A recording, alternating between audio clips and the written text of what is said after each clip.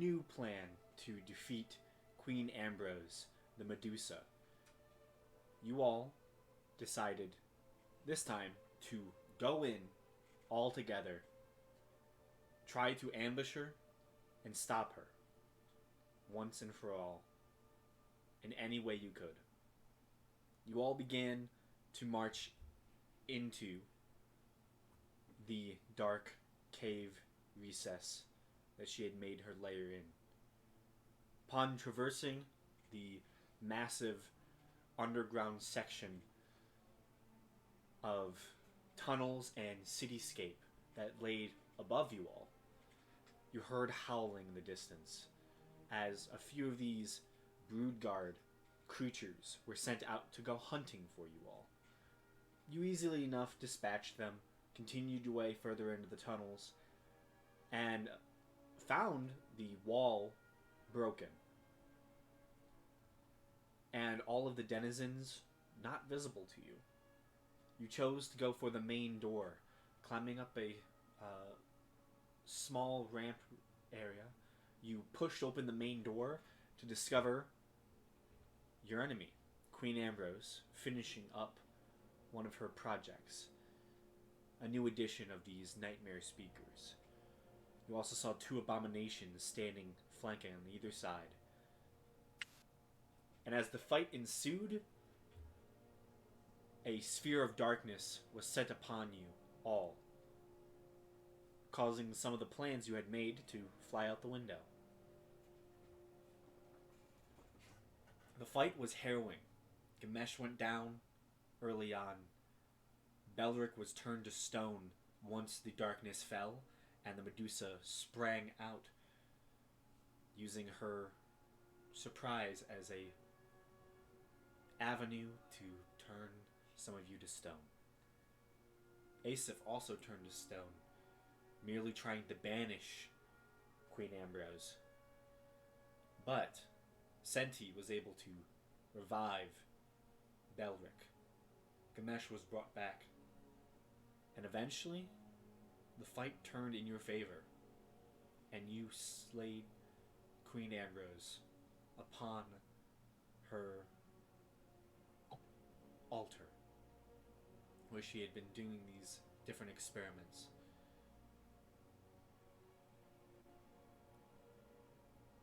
Searching for what George Blackwall was searching for. His petrified mother. You found her, revived her, and then went for the treasure, as the two went off in their own way to catch up and speak to each other. Upon entering into the treasure chamber, you noticed that the target that Gamesh was seeking, this stoned, petrified member of Greylin's clergy, was there. A member that Gamesh wishes to free. You also found vast sums of money, and buried underneath it a familiar tome that seems to be one of the books of chaos that you've heard of and have now seen 3 of them. And that's where we pick up, as the party has killed the Medusa and has split most of the treasures, and you all have decided to take a rest, or are deciding if you should take a rest or not. And that's where we begin.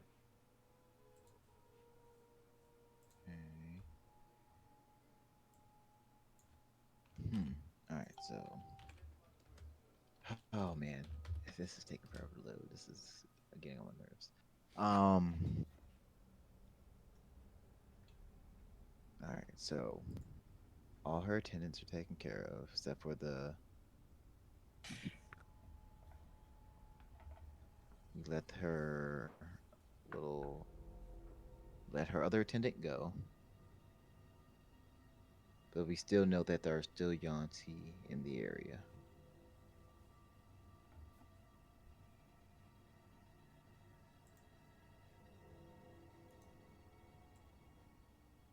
Ah, shit. Now I'm dropping stuff. Um, is everyone fit to travel? Yep, I'm good to go. Yeah. As far as I'm aware. All right. I need to get this out of here. Uh, oh my gosh! Please load up roll 20. Don't do No, this to me. forever gonna stay gone. You also have it on D&D Beyond, do you not? I don't keep track of actually like my resources. That's Oh. just yeah. Only when I need to do that do I really do that. But I'm on fire. Only when you need the backup do you regret having it. Yeah, exactly. But I'm on roll 20. Honestly, I should do that. I actually have the app on my phone. That might help a little bit down in the future. But I think I know I got another fifth level spell slot. But Yeah, I can check your sheet as well if you need me to.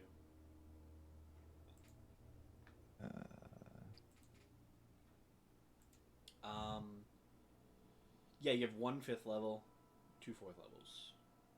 Those are your highest right now. okay. Before I do anything, I need to.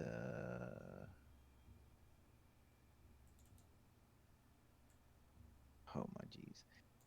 How many sorcerer points do I have? Right now you have 5 points left. Okay. I'm going to, as we're leaving, Senti and Mabehi and Asif don't have the magic for it right now. So I'm going to cast animate objects on the statue that I was looking for, the one that's in the treasure room. Yeah. And I'm going to spend, I think it's just one sorcerer point to double the duration of the spell.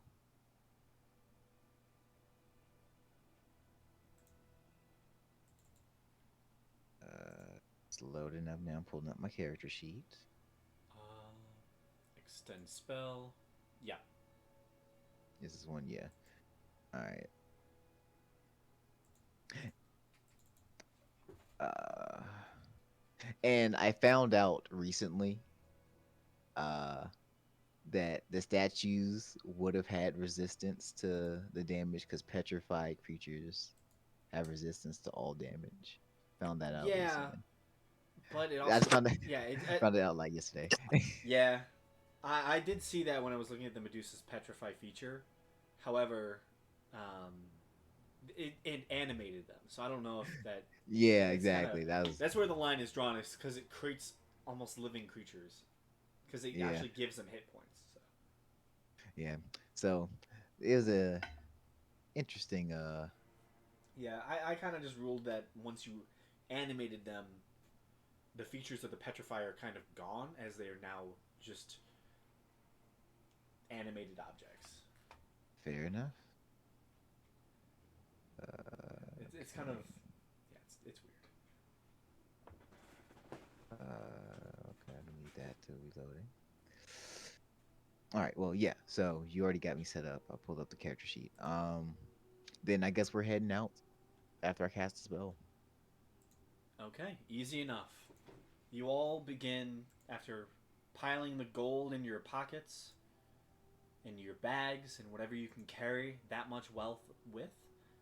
You all begin to make your way out of the chamber.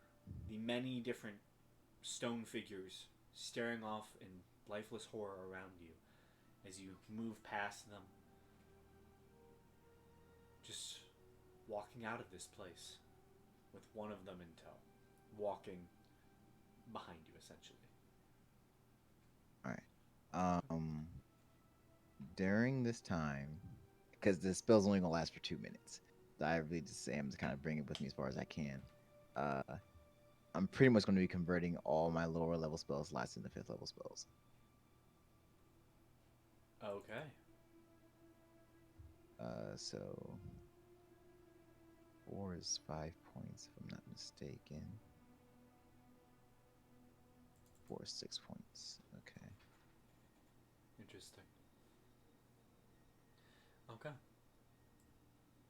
So, as you all begin making your way out, Gamesh, you're focusing on your spells, channeling new energies within yourself, and for other people, you see like this almost like green flare to Gamesh's eyes every so often as he's channeling the innate magic within himself. Um, for the rest of you, are you doing anything as you're beginning to make your way out?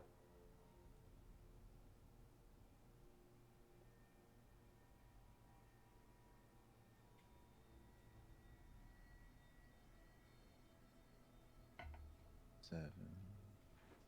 I mean, I guess I'll just keep an eye out for any more UNTs. Okay. Just make a perception check as you begin walking.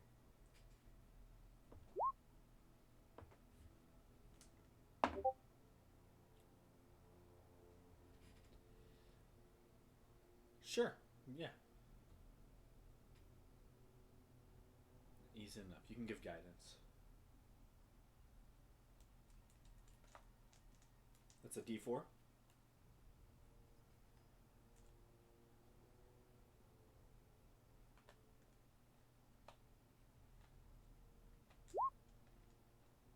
$16. Okay. So you all begin walking out of the chamber, making your way down the almost carved hallway into the entrance of the large, dark room with the ceiling that stretches on hundreds of feet beyond your vision, where the distant sounds of things falling seems to just fill the space every so often and is the only thing that seems to break the silence. As you're walking out, Belric, George just kind of walked ahead of you with his mom. You see the two of them, both red of hair, kind of leading the way. George lights up his torch as he gets to the exit of the tunnel, talking with his mom, who turns around as he sees you approach.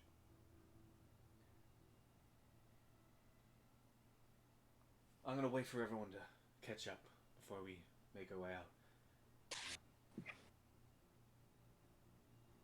You guys want to take the same path, or? Um.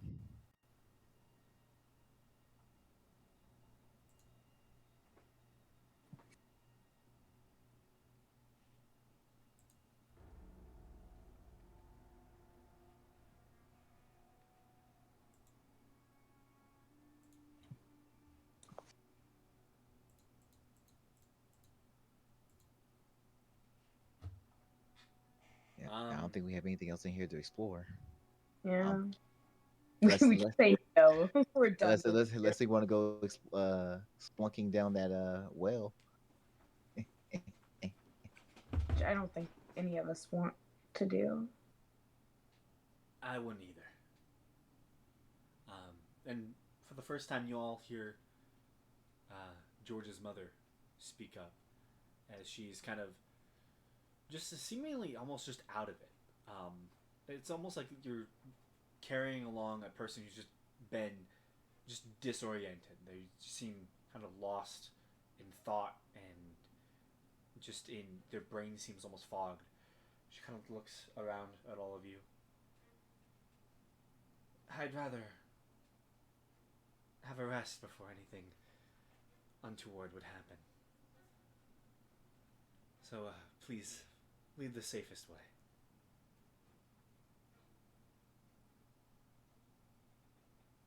At this point, Gamesh, you kind of know the path.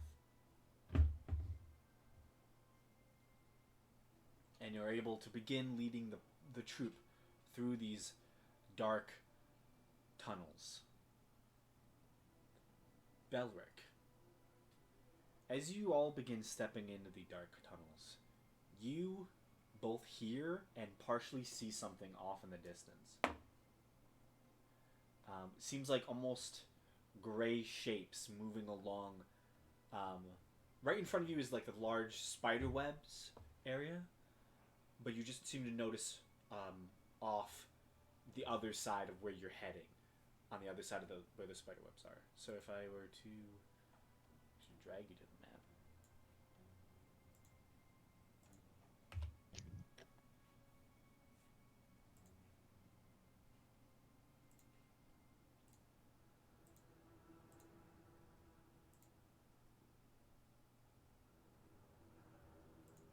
There we go.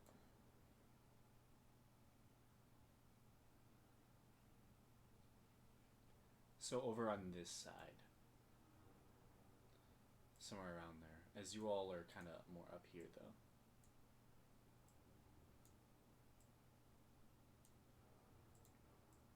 Yep, I'll just look at everyone and say, stop for a second. I see some movement in distance. Okay. What side? Or okay, so is it on the right side coming from where we are, or the left side? From where you are on the screen, it would be left. So it's on your My- guys' right. As you're My walking. my thing is still loading. My computer's moving really slow. Oh, you're fine. Yeah, so it'd be on your character's right side. Okay. Are the spider webs on the right side? Spiderwebs are more in front of you. This seems to be a little off. Not where the spiderwebs seem to be. Okay.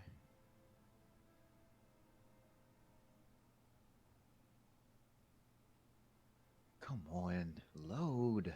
I would say, Balric, There we- you begin to hear, like,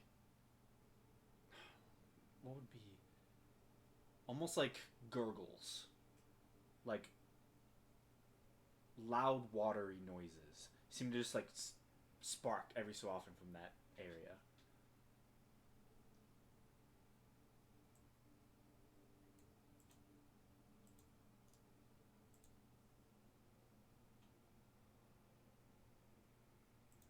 And do I know if like the well or whatever the hole is over that side too?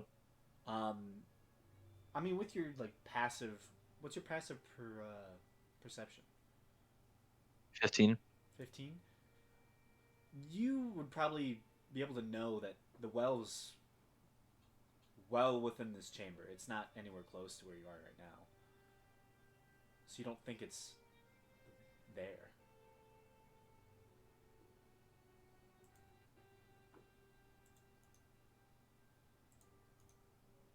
Okay. All right. I only caught up. Okay. Cool.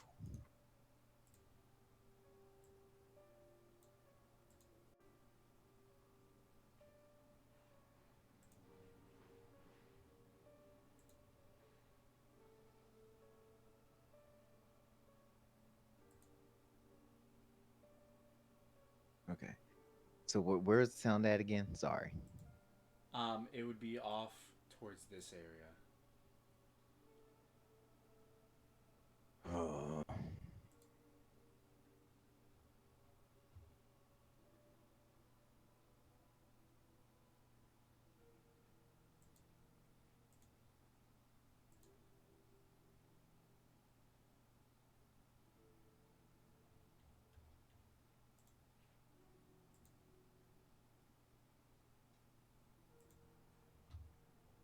I think we should probably avoid going that way and head the other way. If that's, I think that'd be safer.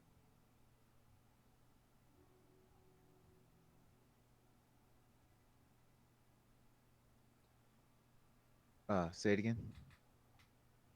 Then we head off, heading to the left, so it'll be safer because it'll be whatever it is on the right side. Yeah. All right. Let's keep moving then. Okay. You all begin to move ever so further down the tunnels.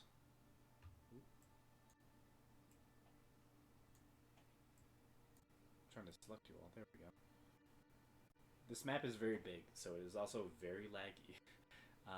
Yeah. Okay. So you all begin to move ever so further down. Belric, with your perception and your initial kind of noticing of whatever this sound is, whatever these could be, you hear them approaching from that side still. And you hear this almost like sound seem to come out of the shadows and echoes across the large cavern as something is making almost like it's more watery. It sounds like something's like a small waterfall is happening.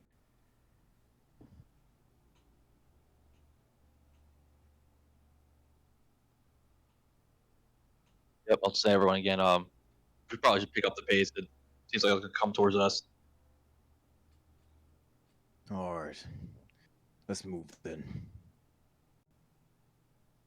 Okay. I guess we start getting to a little bit of a jog, getting it out here a little quicker. Okay.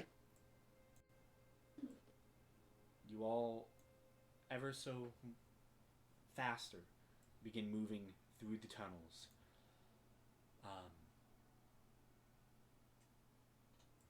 As the sound of strange voices almost seem to follow behind.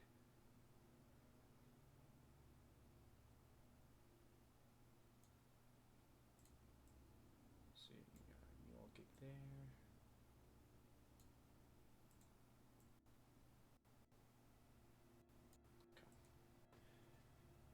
So I will say, whatever this is doesn't seem to catch up to you. You all are able to make it pretty much all the way out of the cavern. No other issues. You hear that the sounds seemingly stop near the entrance to Queen Ambrose's lair, and you all are left free, having decided not to investigate what this was. I'm not right. So did the statue make it with us out the tunnel? Do I need to cast a spell again? It lasts for 2 minutes. 2 minutes.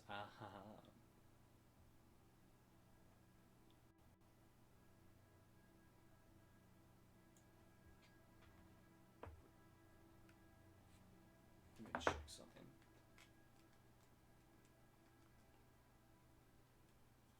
I'd say yeah, it would have been able to. Okay. Yeah, easily enough.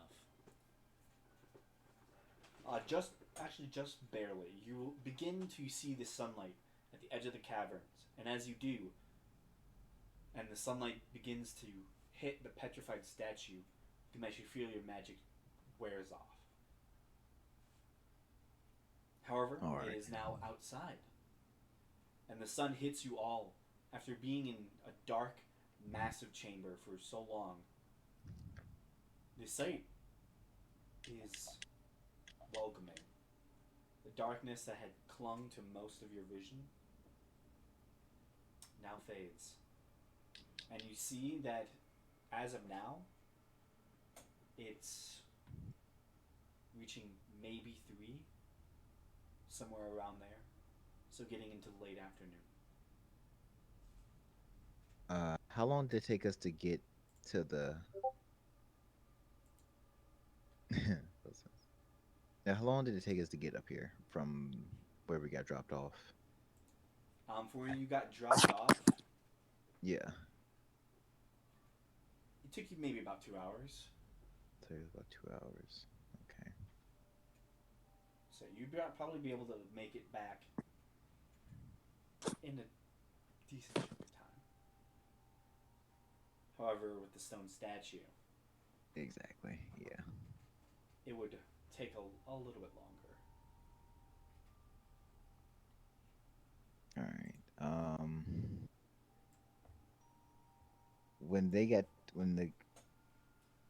When creatures are turned to stone, their weight multiplies by 10, right?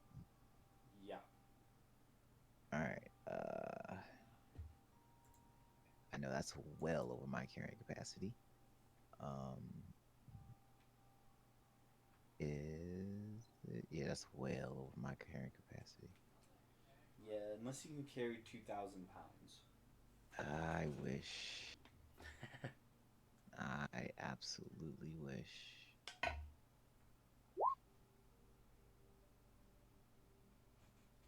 Um,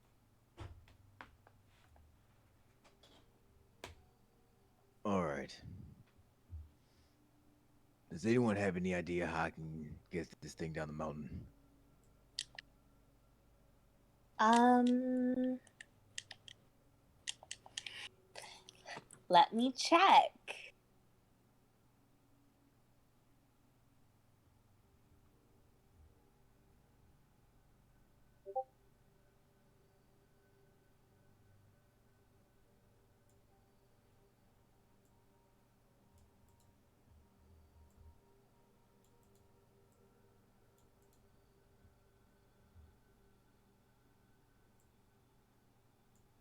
Can cast enhance ability for Uh, strength, which doubles your carrying capacity.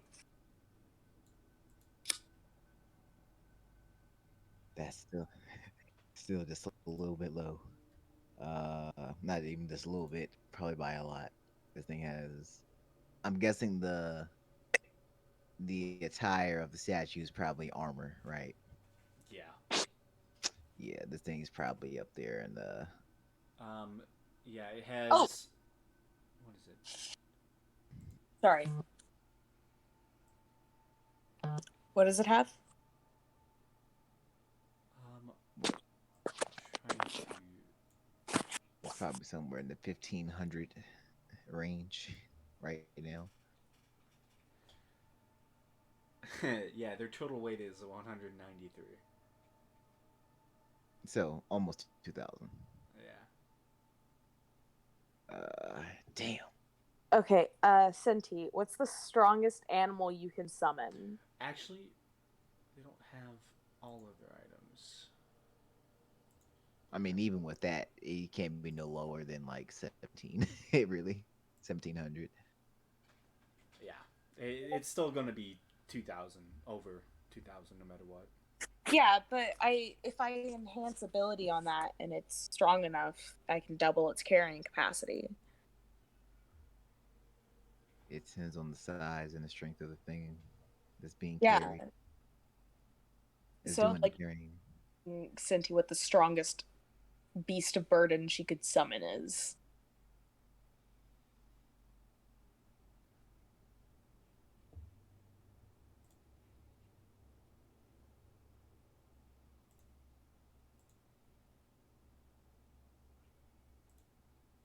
I feel like Faraday might be the only one who could even like attempt that. Maybe, honestly. If Faradir did Giant's Might and then I cast Enhance ability. Yeah, because I have Honestly. like 18 strength, and I even with the doubled like carrying capacity, I wouldn't be able to do that. Yeah. Yeah. But Feyredia, and she already used her giant's might though. I think Yeah. it's definitely up to Senti summoning something and then or polymorphing something or someone and then Seer casting. It says she has another giant's might. Oh, I I don't want to just use her stuff without her being here. Yeah. Yeah. I don't want to do that. I mean, also you have to think that it only lasts a minute. That too. Like this has to get down the mountain. Yeah, this is. We roll it. Yeah, you have to take this across the countryside. What if we just roll the statue down the mountain? Um. No, that's not viable. Wait, so Senti, what's the strongest thing you can summon or turn someone into? Uh, Polymorph. I think it's based on character level.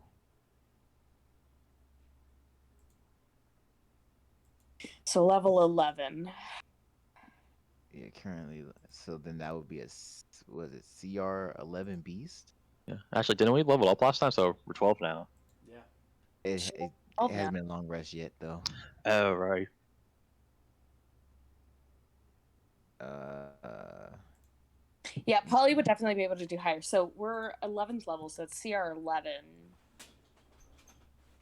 Let's see if I can find a CR11 beast that maybe she knows of.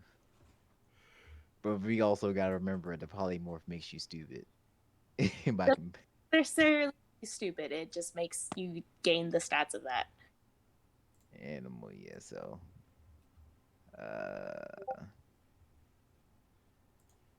That means you just have to turn into a smart creature. Wait. What about a rock? you said a rock. A rock. Oh, you It's said a rock. a stupid ass thing. I think that's a monstrosity. To be, It is. I don't know what it, polymorph is. Does it it be a creature? has to be a beast. A beast. Okay, good to know. Good to know. Yeah. True polymorph can turn you into anything. Yes. Okay, so yeah, so you all what had she said, true a polymorph. giant ape has the 23.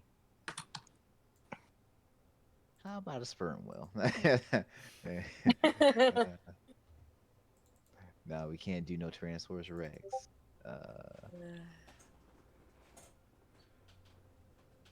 Um, there's a mammoth, but they're pretty. They got a 3.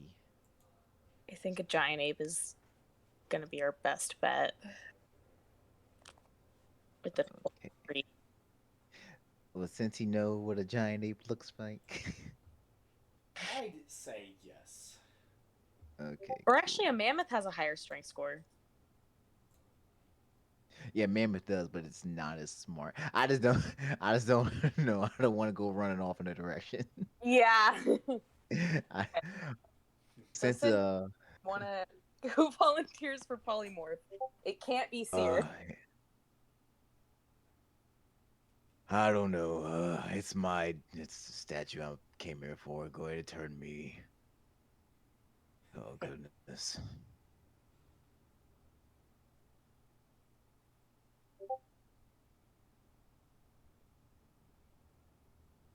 All right, Gamesh is getting turned into a giant ape. Nice. Okay. That's interesting. And then as soon as he gets turned into an ape, I'm Bada gonna have to big. touch and cast enhance ability for bull strength. That would work, right? He's technically a creature. Yeah. Yes, still, yeah. So, how long does enhance ability last? An hour. Wow. An hour? Okay. And the polymorph lasts an hour, right? Yep.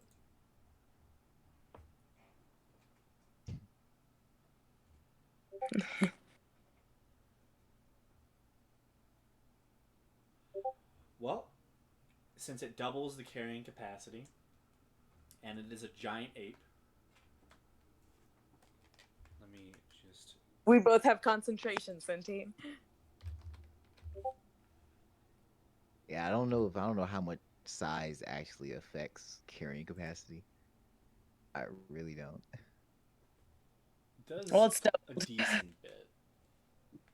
Can he carry the statue now?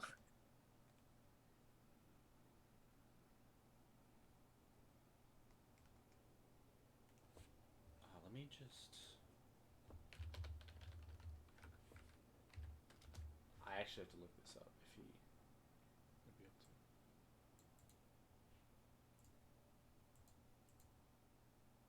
Yeah, I really don't think there's actually any mechanics for creature size. Surprisingly, you would think that would affect carrying capacity and whatnot. Yeah, I think But the it only- does because certain races have like that powerful build feature. Yeah, but that's a feature specifically though. Yeah, that's true. Yeah, I don't know. The only like official rules I know of is like about space, about going in like certain uh size openings.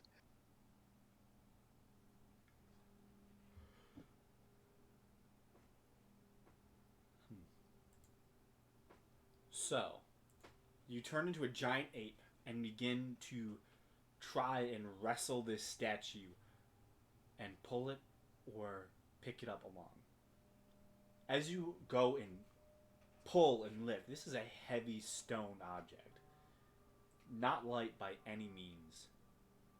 However, in your giant size, you're able to actively drag it. It Oh reduces, my. it reduces your speed down to 5 feet per round. But you can move it. Guess it's better than nothing. So, at this point, your travel pace is extremely slow.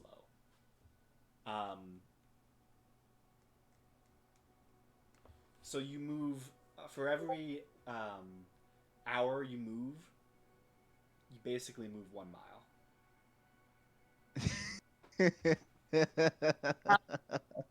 The move.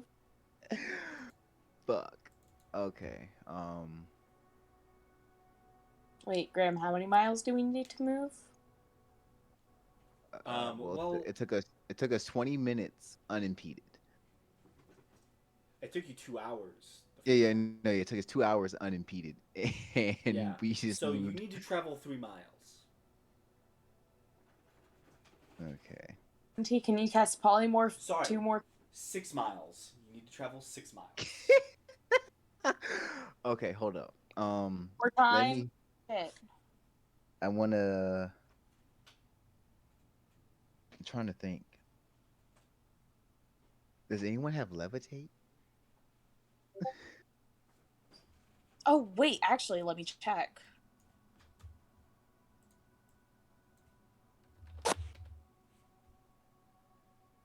Give me 5 seconds, please.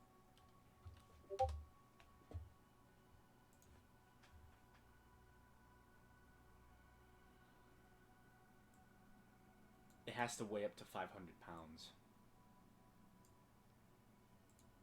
Wait, levitate. It can't weigh no more than 500 pounds. The spell can levitate a target that weighs up to 500 pounds. Oh my gosh, guys! I'm so sorry. This is crazy. You might just need to camp. Yeah.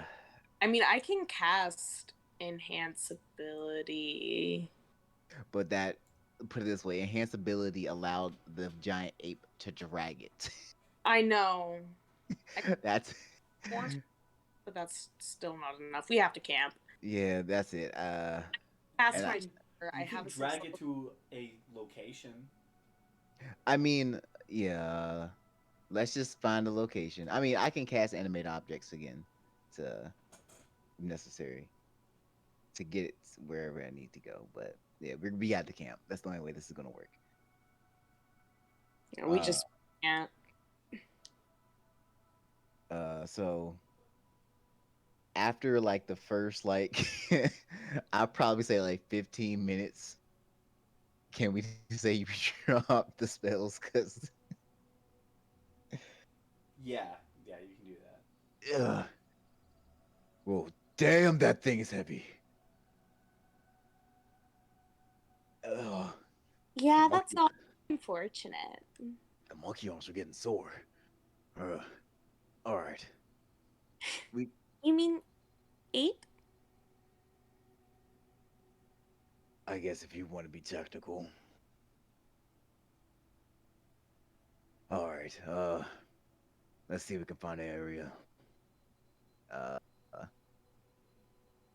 I guess do we need to make a survival or do we just kind of find an area? Make a survival check.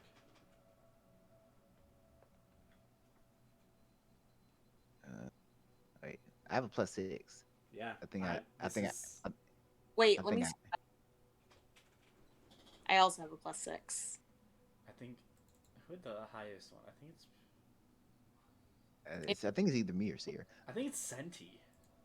Oh, Cinti. Oh, what do you have, Cinti? For survival. I remember we did this before. No, it's just +5. Oh. Oh, she just has. She doesn't. She's not. It might be you actually. Yeah. You too. It's me and I- Seer. us two. All right, you want to roll? Or do you want me to roll? I can help you roll. Okay. Also, Mabehi apparently as well. Of course. She has to track people so she can steal from them. Yeah. Yeah. Mabehi is actually surprisingly wise. Well, Just 14. chooses not to use that wisdom. Yeah. 14. It takes a little bit, but you're able to find a decent spot of hill line that seems to block most of the outside view, so you would be secure on all fronts. However, there's not, in this specific area around the mountain, there's not much for cover. The most you have is a little bit of jutting rock. Other than that, no one can see you. And this little almost like gully. How high is the tree line? There's not really many trees around this area. Okay. Like, close to the mountain, it's more rocky. To get to actual large forest, you'd have to go further out. And with only using animated objects, you can't get too far. Okay. Well, I think I have like 3 more castings of that for however, just so I can say I got the statue to where we are going to be at. Yeah. You think it's decent enough that it's more hidden than out in the open. Okay. Remember, the tower is 60 feet high. Yeah. But I also have Faithful Hound. Yeah, we have methods. We have methods of. I think this is probably the most exhausted Gamesh has probably ever been. Oh, really? At least you don't have 2 levels of exhaustion. I meant magic wise. I mean, he's tapped on his magical resources. I mean, sometimes you just have to bury a tree. Yeah, sometimes you have to bury a tree. It was worth it, though. Well, I'll cast my 66-story high tower and my Faithful Hound with the password of Jubilee. Jubilee. I'm about to say, oh, blue, blue, blue, like you say. Password is blah blah blah. Say that. You said, all right, you said it's Jubilee? Yes. Okay. I'll send it in the chat. All right. Then I guess we are getting started on our long rest. I spelled that horribly wrong, but you get the gist. I accidentally enter in backspace. It's okay. It's okay. Nice. Okay. So, you all begin to settle down for a long rest. Are any of you taking watches, or are you just relying on the hound? They're definitely taking watches. I mean, the hound can see stuff we can't. Oh yeah, it's still good to have another set of another set of eyes. So it's good to have another set of eyes.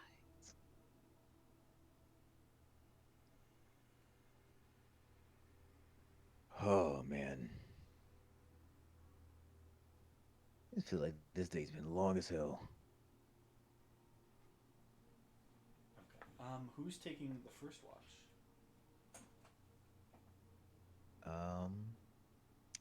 I guess I'll go first. Okay. Who wants to take a second watch? I can take it. Okay. Only asked you could. Who for the third watch?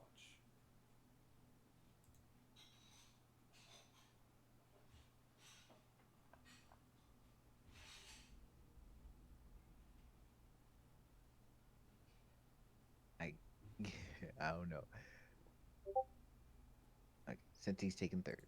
Senti. Got it. Okay. As you all begin to attempt to rest up for the remainder of the day, taking the next 8 hours to, relax, sleep, do what you can to rest up and heal, and ready yourselves. Ganesh, you spend the first few hours waiting, watching as everyone else is either napping or bandaging themselves or eating or doing whatever it is they do during the initial part of this watch. Make a perception check.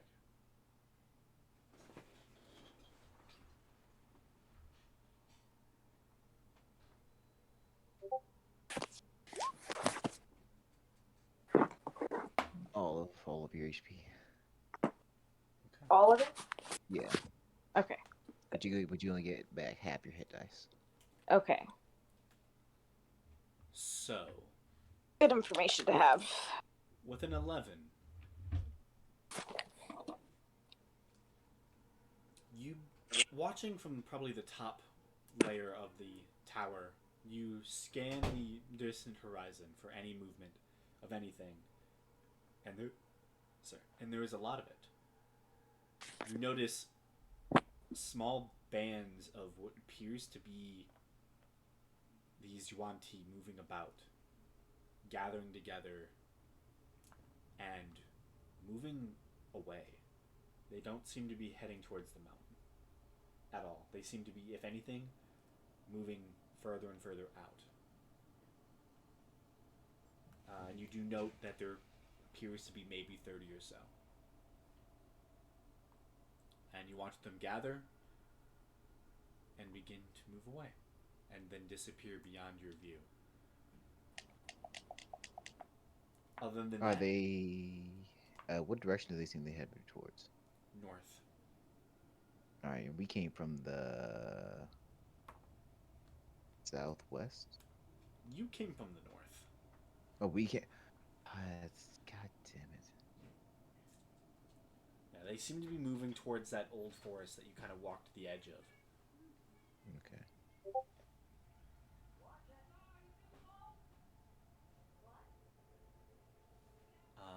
Okay. But for the rest of your watch, the island seems quiet. You can just barely notice, maybe, wisps of smoke coming from your western side, partially over the mountain. But that's it. They seem to be coming from near where that town was. All right. Okay. Belric with second watch.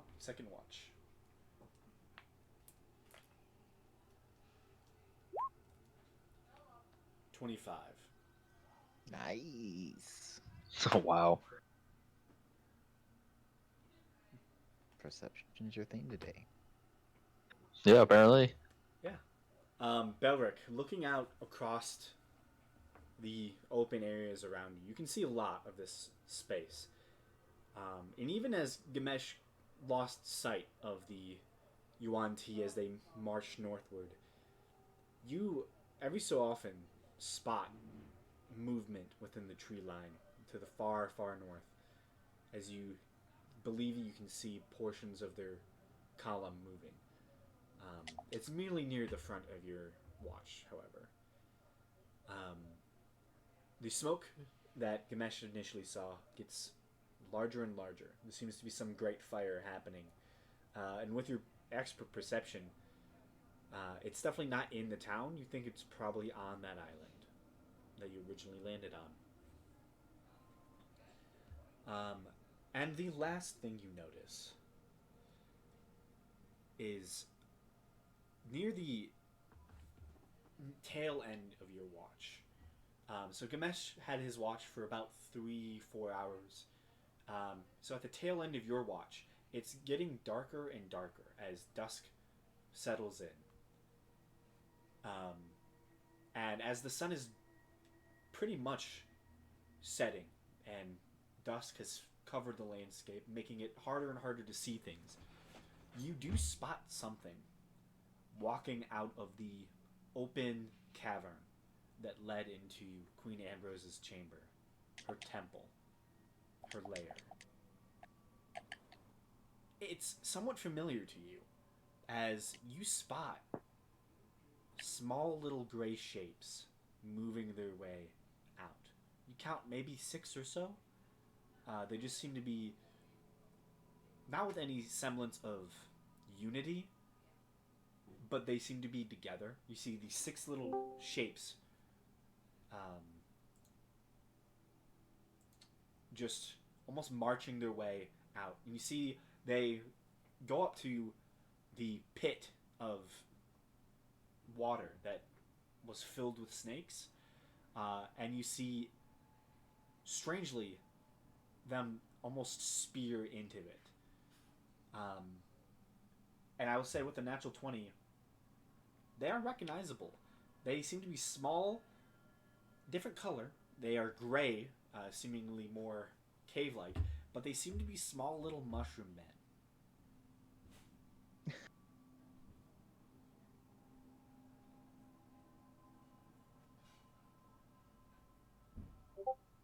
We found a different species. Hey, Mabehi, how you doing? Hi. I have a new working computer, so pretty good. Nice, Nice. nice. Love to see it. I should probably turn your mic up. So we found a different, different, different branch of mushroom people.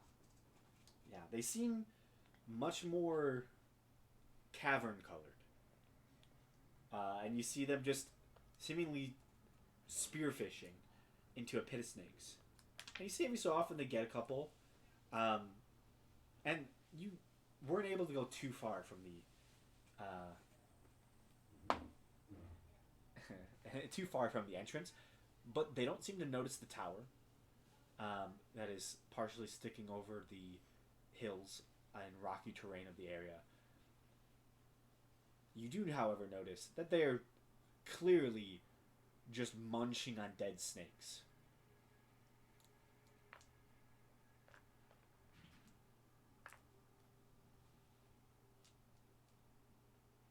As they, continue their fishing throughout the night.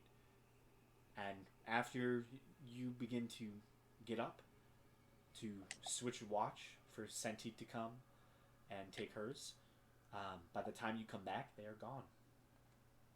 Seemingly gone back into the cavern from which they came.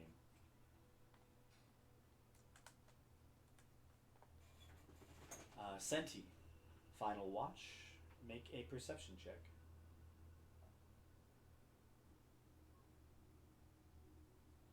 14. Your watch is the darkest of the night. You see the moon overhead,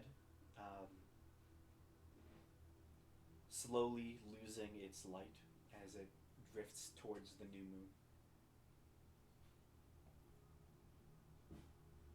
And it seems quiet, still.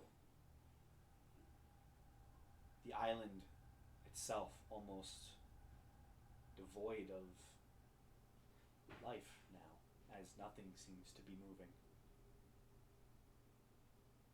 Your watch is easy. So your 8-hour watch ends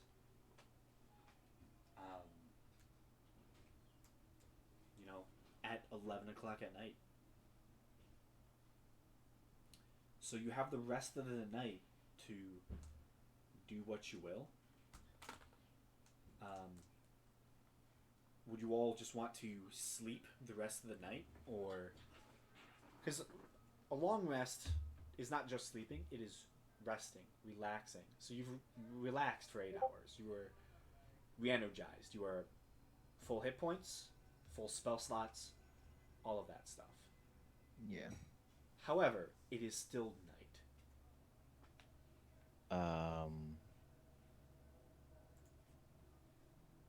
With what he saw during his watch, Max is actually going to recommend that we keep heading on. Uh, because if they're heading north, then they might be heading towards our ship and the Terra.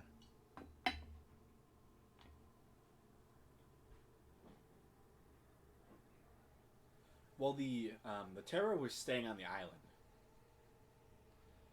You all went north to avoid their patrols and went kind of like the long. Right. You kind of went the long way around, but you rode to shore. Um, so So, all right. So your ship the is still on the lighthouse. like off the So coast. so the lighthouse was on the west side. Yes, the lighthouse is kind of near um, the like southwest side of the island. The town Okay. is just north of where the lighthouse is, and then right next to the house, like the town is the mountain. It's this like large mountain that takes up pretty much the entire southern portion of this island. All right. And Do then we know?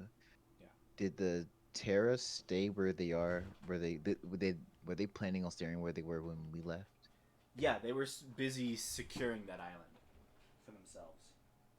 And then Belric said that the flame looked like it was coming from near the island. Yeah, All right.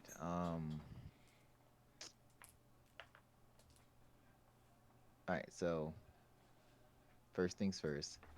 Gamesh would ask Asif to cast sending to Zeke. okay, yeah. Check on the ship.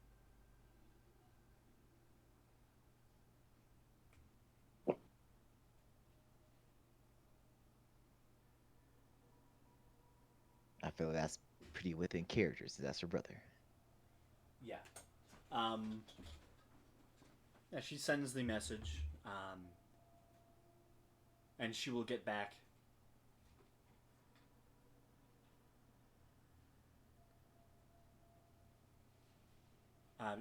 She tells you the response.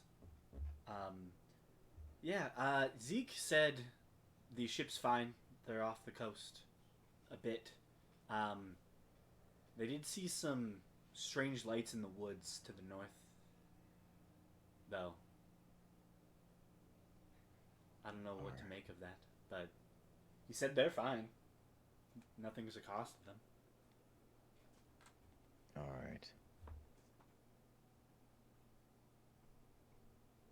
Should we have them meet us with the Terra? Because if we head north, we might run into that band of Yanti that were traveling north.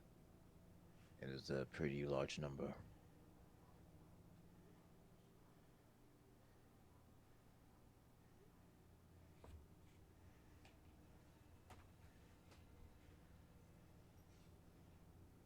Yeah.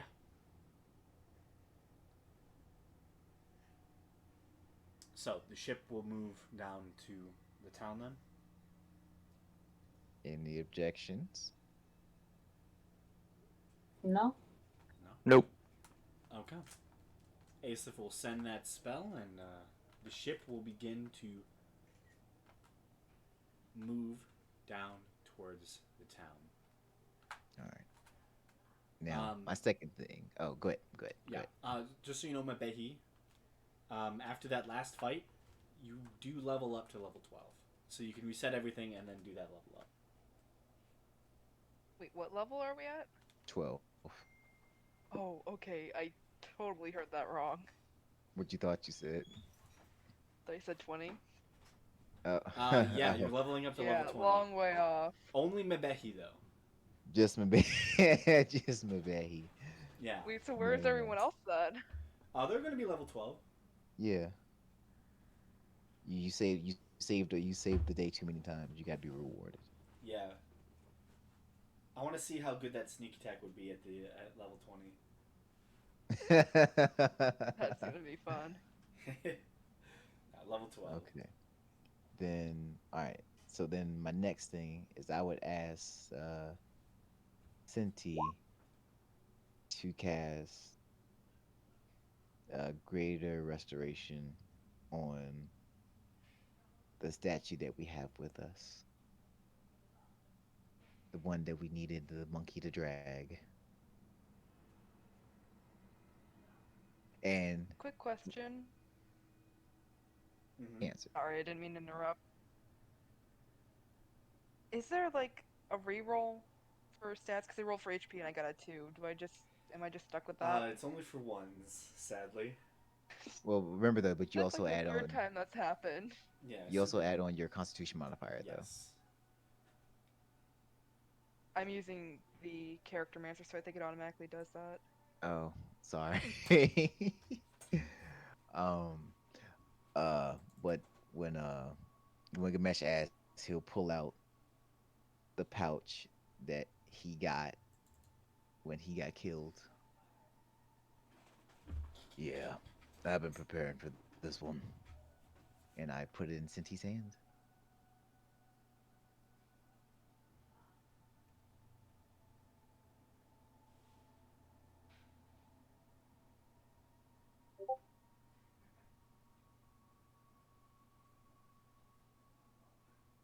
Okay. So you're all in the tower. Senti, you walk up to the stone statue, which at this point has probably just been left outside. It's kind of hard to drag it into the tower after. Well, I mean, with the. How long does it take to cast the tower? Should ask. What, a minute? I think. If it's a minute, then it's left outside the tower because you wouldn't have been able to pull it in afterward, probably, unless you would have just chose to use another spell slot to pull it in. Wait. um, Wait, what? So, You said. used animated objects to move the statue to a place that you felt like was safe, Okay, I see what you're saying. I got and you. then I got it would take a minute to cast the tower, which at that point the animated objects would probably end. Tower goes up. Would you have cast animated objects again? Oh yeah, I would have got it in the tower if Okay. I could. Okay. Yeah. So, at the base of the tower, the statue has been standing in this eternal pose, a single arm holding onto this beautiful, almost centurion's helmet. Um, the other hand, an arm lost to rubble and time. Half the face, the left half of the face, being just broken away as if rotted by water dripping down the face, leaving large streaks of just cracked stone where most of the face doesn't seem to be there. Is this gonna kill him? And the rest of the face that is visible, wide-eyed, mouth agape, in an angry stance, looking like they're in the middle of a fight for their life. Senti, you place your hand on the statue, feeling Hold the on. cold stone. Before we cast, do we think this is gonna kill him? I mean, he's just missing an arm. I mean, you make it sound like he's missing part of his face. It's more like that section of his face, the eye would probably be gone, and the Okay. whole section of the face looks like it would be scarred. It's like water damage across that section of the face. Okay, okay. Yeah. I was like, are we about to see the inside of this guy's brain? I don't need to. It's not too deep. It's just like Okay, Yeah. okay, cool. All right, cool. But then when Cindy cast it, I'm gonna tell her to do it, like put her hand on his back, and I'm gonna stand at his front to try to catch him before he tries to attack anybody. okay. So, Senti, you're told to put your hand on his back, and as you do, you feel the cold stone press against your hand, and you take the diamonds, crush them in your other hand as you channel your magics, and the warmth begins to flow through you and your innate connection to the earth in this plane. And as the magic flows through, the cold stone begins to soften, and soon it's still hard, as this is some sort of almost like a what would this be?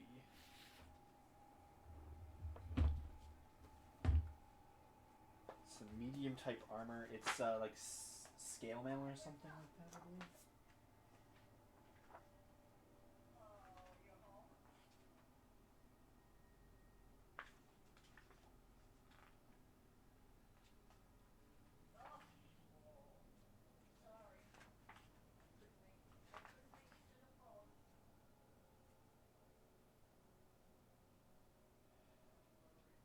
Yeah.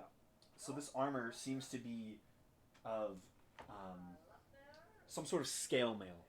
Seems to be made of black, um,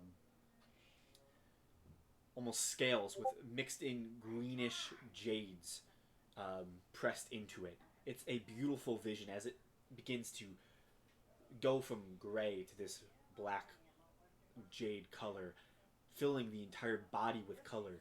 You see, it begins to move as breath is brought in, and as the face goes from gray to a palish humanoid face, the second the mouth goes from gray, goes to golden bright light, and as the eye, the one working one, is brought in, brought out of being petrified, a bright light seems to shine from that, as suddenly the area is filled with light, as a almost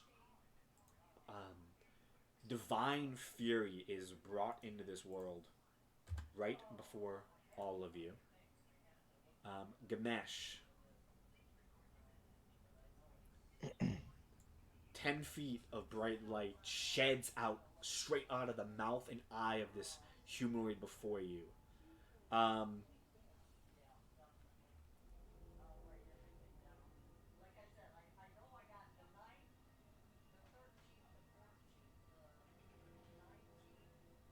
So, let me just pull up a sheet here.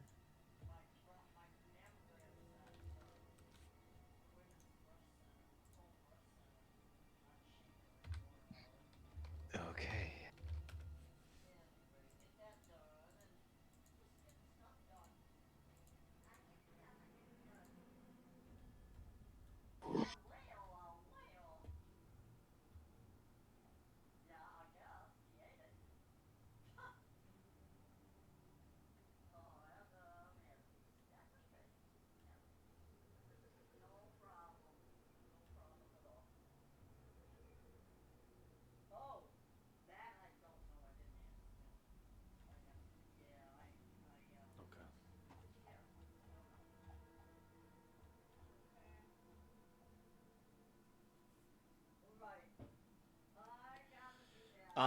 Ganesh, you immediately take 8 points of radiant damage as just the light shining from this figure blinds into your soul.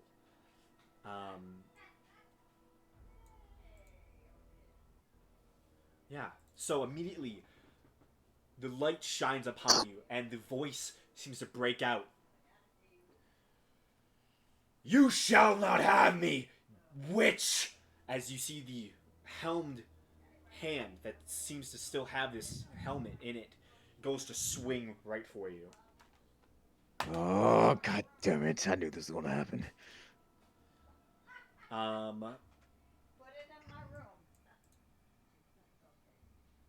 So this is a not a main attack. 25 hit you? Yeah, 25 hits. Okay.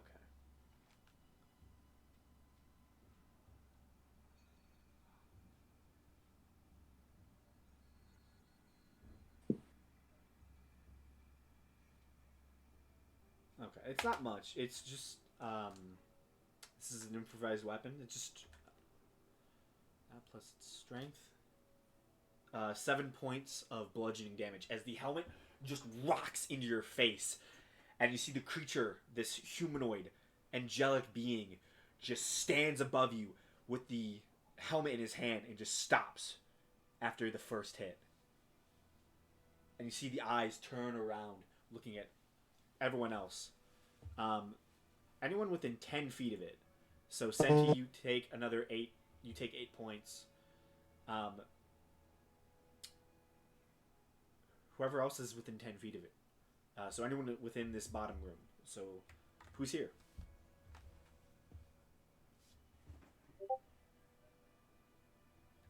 Yeah, just 8. Yeah. It's just a passive ability that needs to be counted for. I guess it's just me and Cinti for now. I imagine Sir would still be asleep, no? Because she's I not. bet she's back in camp asleep.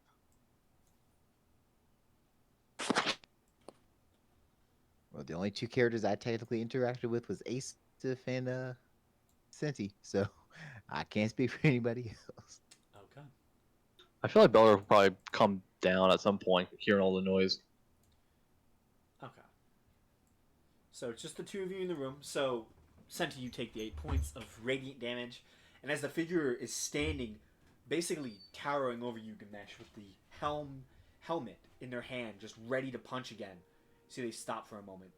Turns around towards Senti, who's burned by this radiant light coming from them. And then you see they close their eyes and their mouth. And then you hear almost like the sound of a sword being put into water, being quenched. And you see they open their eyes again. And it's no longer this blinding, radiant light. Instead, you see humanoid eyes. These 2 beautiful blue spheres in their eyes as they just go back to normal. And the angry visage shifts to that of a ASMR. Standing before you, specifically. So, I'm holding my jaw. You got out your system.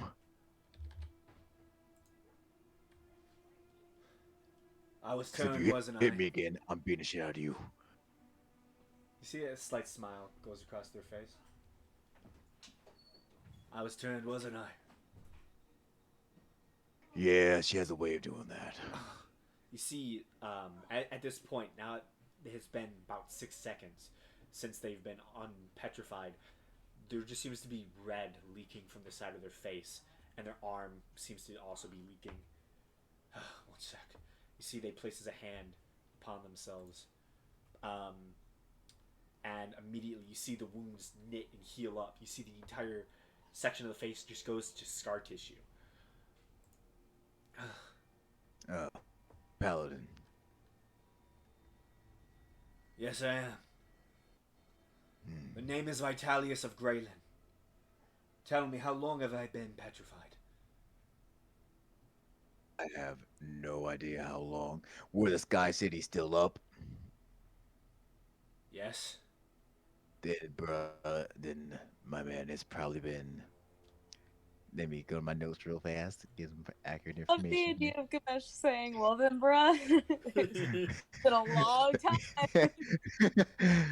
Hold up. It's been. No, the slave cities were. This was. It's like, We're looking like 2,000 years ago, right? yeah, been a good couple thousand.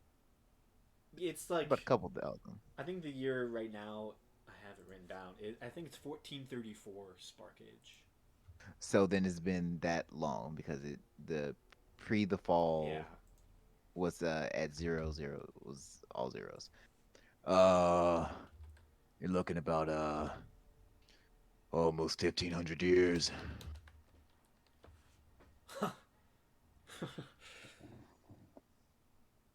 Damn. Yeah. The cities fell. Really? Like, Yeah. all of them.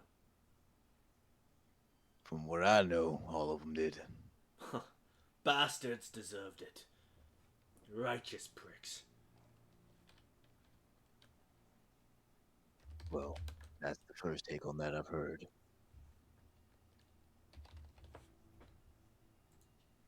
Yeah. So to describe them, you see this now scarred individual. Beautiful blue eyes, fairly young. Um, they seem maybe only mid 20s. Very tall, about 6'8", and fairly probably fairly healthy for their size. They seem to have this just beautiful nature to themselves. Light, palish skin, and their hair is just a beautiful, just silver that just seems to roll down their back, um, seemingly brought out of whatever it was. Sorry, that doesn't roll down the back. It's kind of more short, but it is a beautiful silver hair. Okay. So, I'm guessing you are part of the Neverine Kingdom then.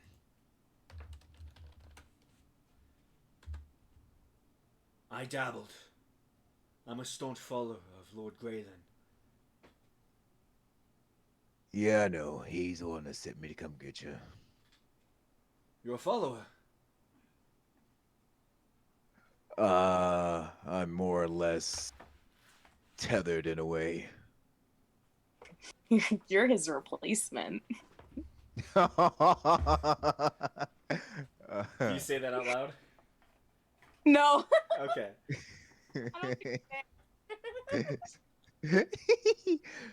uh, Well, it's good to know that his vision is being kept. Where did you hail? I hail from Anadak. I have no idea where that is.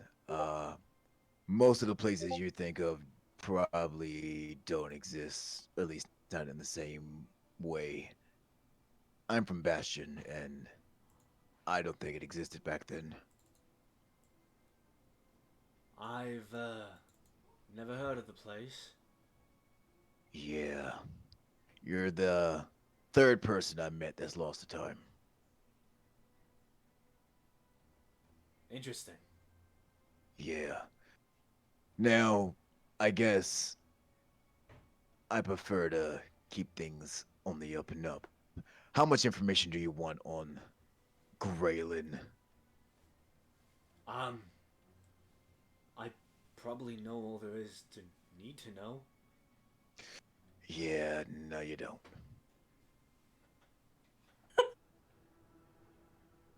Tell me then, what do you know? Graylin is currently captured, imprisoned, and I think he's been imprisoned since the fall of the Sky Cities. Who did it? Was it that damn Asmodeus? Asmodeus? Don't know. I'm in the process of trying to get him free, but I'm working on that. Well, I'll help you. We must free him. Without Yeah, him, the portals 'cause- are weakened. Any beings who desire to could invade our plane of existence, our worlds. yeah, well, he's kind of has his power spread out amongst a few individuals that kind of maintain the portals to certain planes. But like I said, there's a lot to unpack here. Uh, but first things first, this is not really the place to do it. Me and my group are about to move, and we're getting to our ship. We're getting off this island. Okay. So wait here. I'm gonna collect everyone, and we'll talk. We'll have a formal conversation for this when we get on the ship. Fair enough. Thank you for No, freeing me. no problem. If there's And I'm anything, Gamesh. Gamesh. He reaches his hand. You see him immediately looks to place his helmet somewhere into his other hand possibly, and then realizes he doesn't have another hand. You see he just like kind of puts the helmet partially on and goes to shake your hand to to meet you. Which hand does he have? He has a right hand, Okay, cool, cool. so the handshake is normal. He just is missing an arm and half a face. I thought he was gonna put out the hand that he was missing.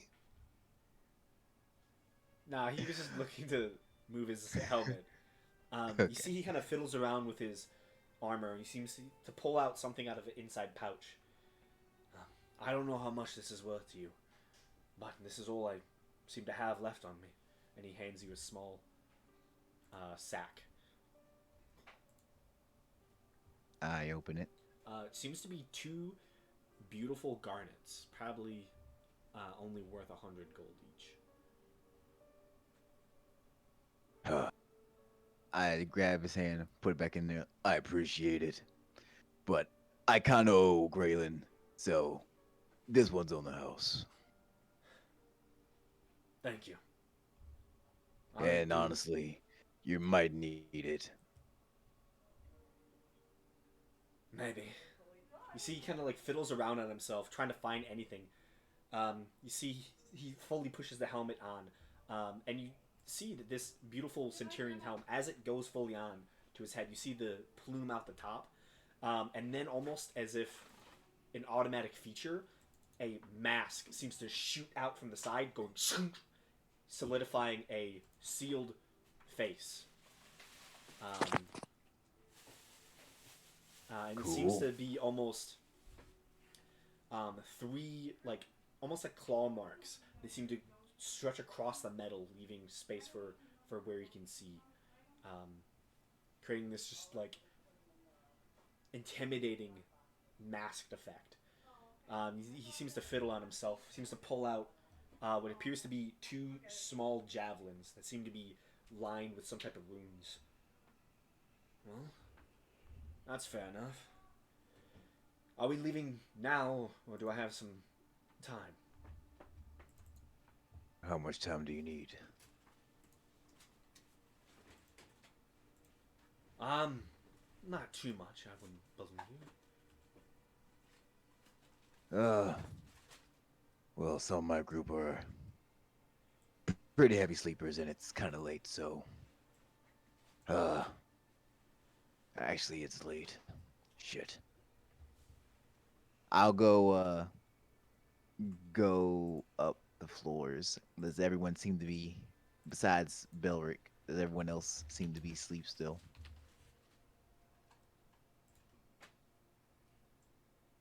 That's on everybody else. I don't know what your characters are doing. Did you wake us up? No, just seeing how out everyone is. Seeing how loud everyone is. Y'all are being really loud. Sincere would probably wake up by now. Like sustained noise. Yeah. Probably says a little bit of dry blood in the corner of my mouth. Oh, you are up.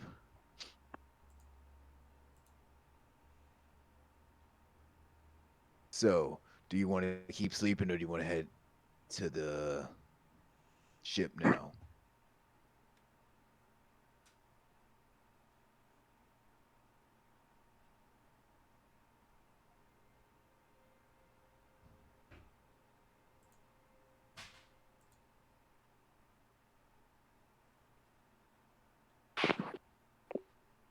I'm sorry, what? My brain zoned out. It's okay. All right. There was so we brought the statue back. He's taking it pretty well actually.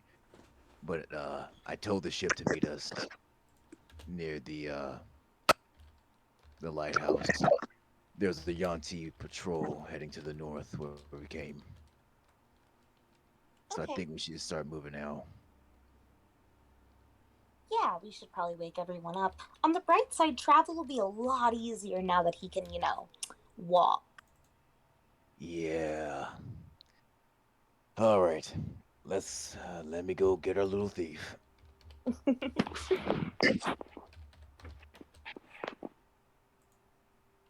So then I'll go wake up everyone else. Okay. Okay, how do you Elf is spell still his name? asleep. Yeah. Yeah. I'll give you that. 1 second. So his name is Vitalius, and then his full title is Vitalius of Graylin. He seems to have devoted much of his life to Graylin.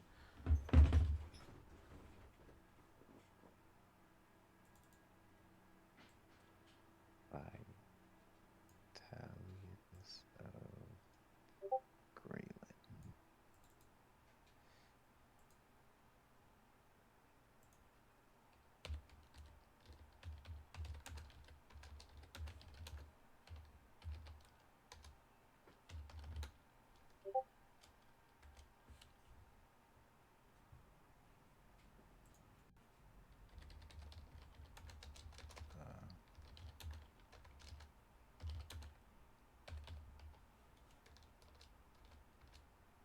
There you go. All right, cool.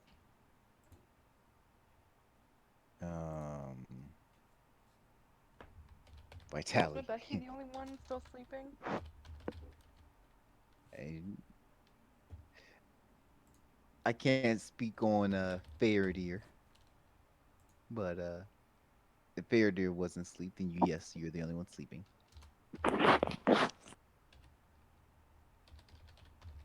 Yeah, she's just gonna hiss at Gamesh when he tries to wake her and just go back to sleep. So have fun with that. All right, then I'm carrying you then. All right, I'll pick her up then.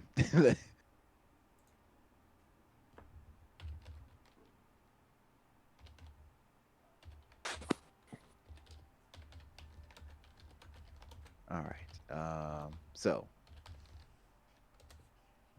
is Blackwall and his mother okay now? Yeah. They rested up, and you do see they are slowly, just quietly talking to each other. And the second you kind of come up through the tower, they both look. George will get up. I heard the commotion. I'm assuming you activated your stone friend. Yeah, got me good, but saw that coming. Well, they were in the middle of a battle before they went, so. Exactly. I had no grudges. You How's hear. your mom? She actually speaks up. I'm doing much better, thank you. She stands. He's been filling me in on who all of you are. You're Gamesh, correct? Yep, the one and only. She reaches her hand out to shake yours. I extend mine. You feel a hearty grip on your hand as she says, "Thank you for helping my son." Yeah, least I could do. The Blackwalls owe you a debt of gratitude. Nah, I'm not really a debt type of guy.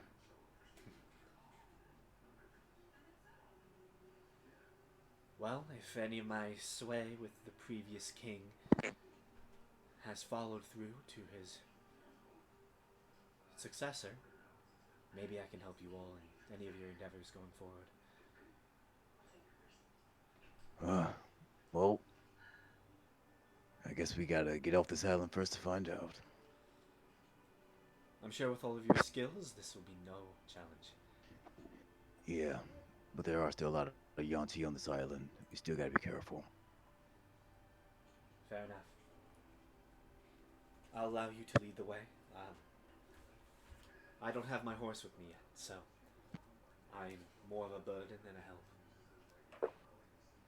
Hey, a sword's a sword. Yes, and she kind of reaches over to her belt where she seems to have her weapon, which doesn't seem to be a sword. It seems to be a large war pick.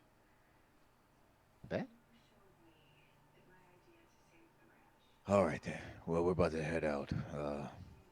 There was a patrol headed north the way we came from. So we're having the ship meet us back at the lighthouse.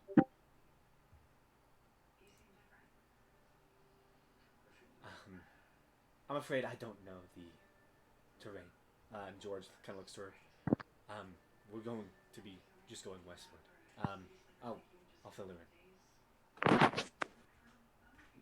Yeah, and he seems to get him and his mom ready.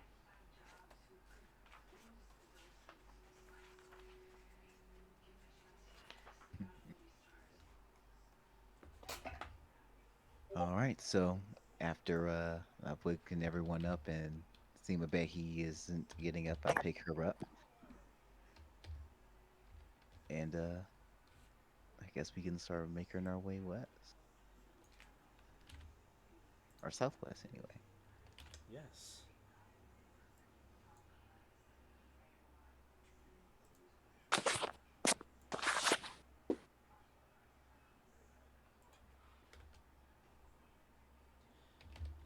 So, as you all begin making your way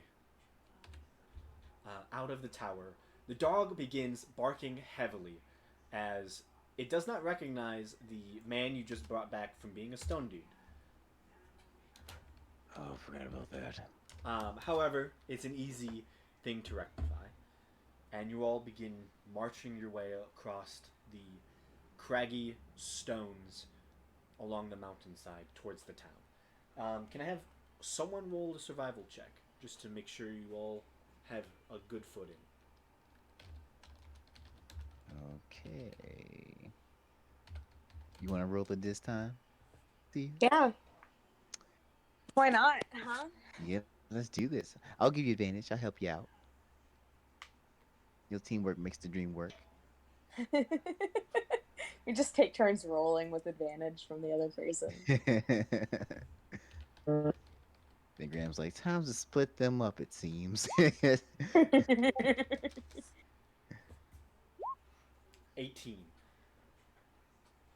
With Sears' expert navigating through the rocky terrain, none of you fall, none of you hurt yourself, none of you sprain an ankle.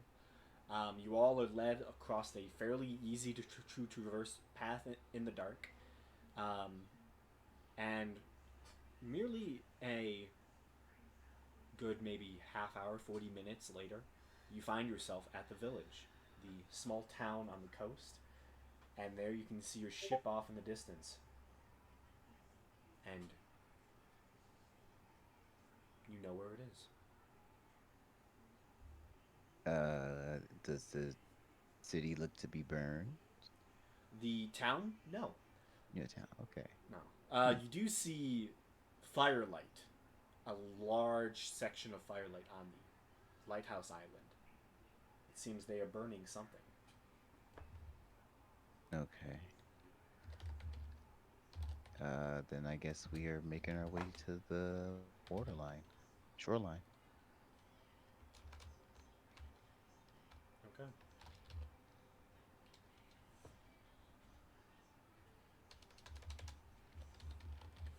You do find that your ship is off in the waters. Simply hailing it down, a rowboat is sent out for you. It takes a couple trips, as there are many more of you than there initially were. Yep.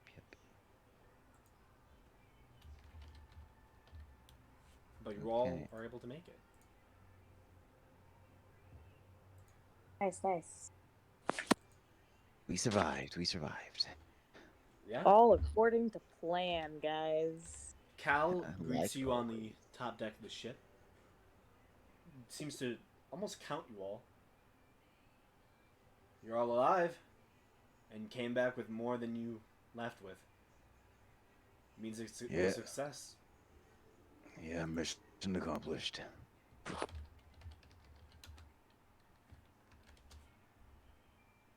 You know what they're burning over there? I believe it may be bodies. Alright. Alright, well. Nothing's arisen, so.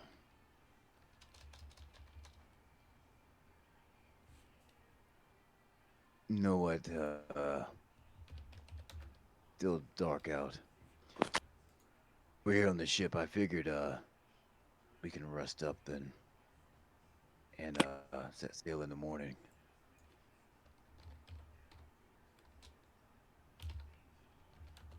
Fair enough.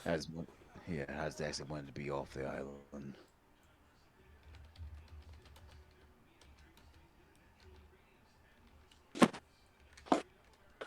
Yeah, we saw some strange light show in the forest for a little bit. Glad you all didn't come back that way. Yeah, there was a large band of Yanti. Strange. No, we killed their queen, so it's probably not that strange, honestly.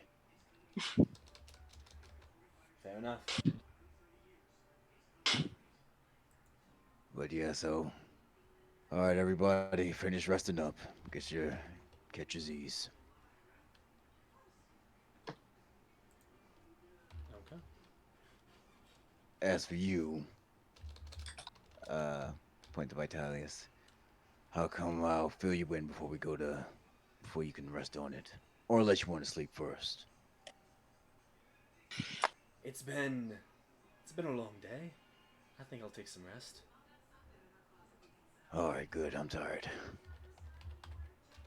Same.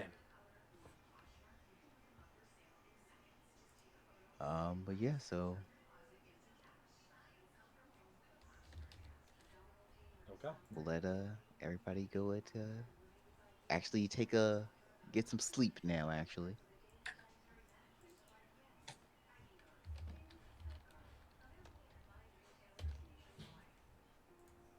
Okay.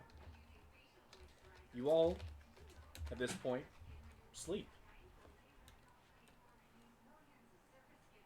You were able to rest for a good 8 hours earlier in the day, but to sleep and dream and finally be done with this long, arduous day filled with constant fighting and near death experience, it's comforting to slip into a bed, a cot, a hammock, wherever you sleep, and just dream.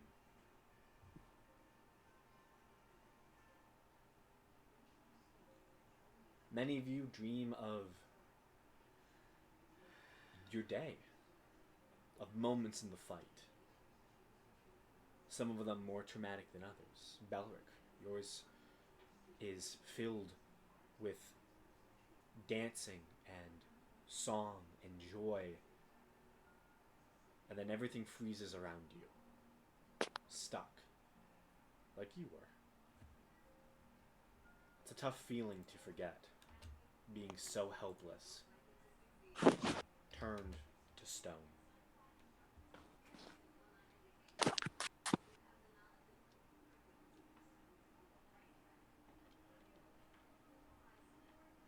Senti. For you, you don't dream.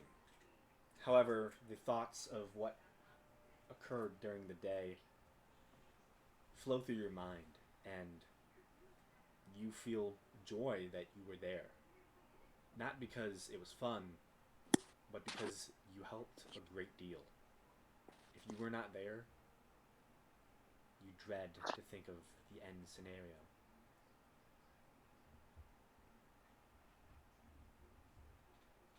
Mabehi, you dream of the gold that you got, which hopefully Seer can fill you in on how much you would have gotten, if any.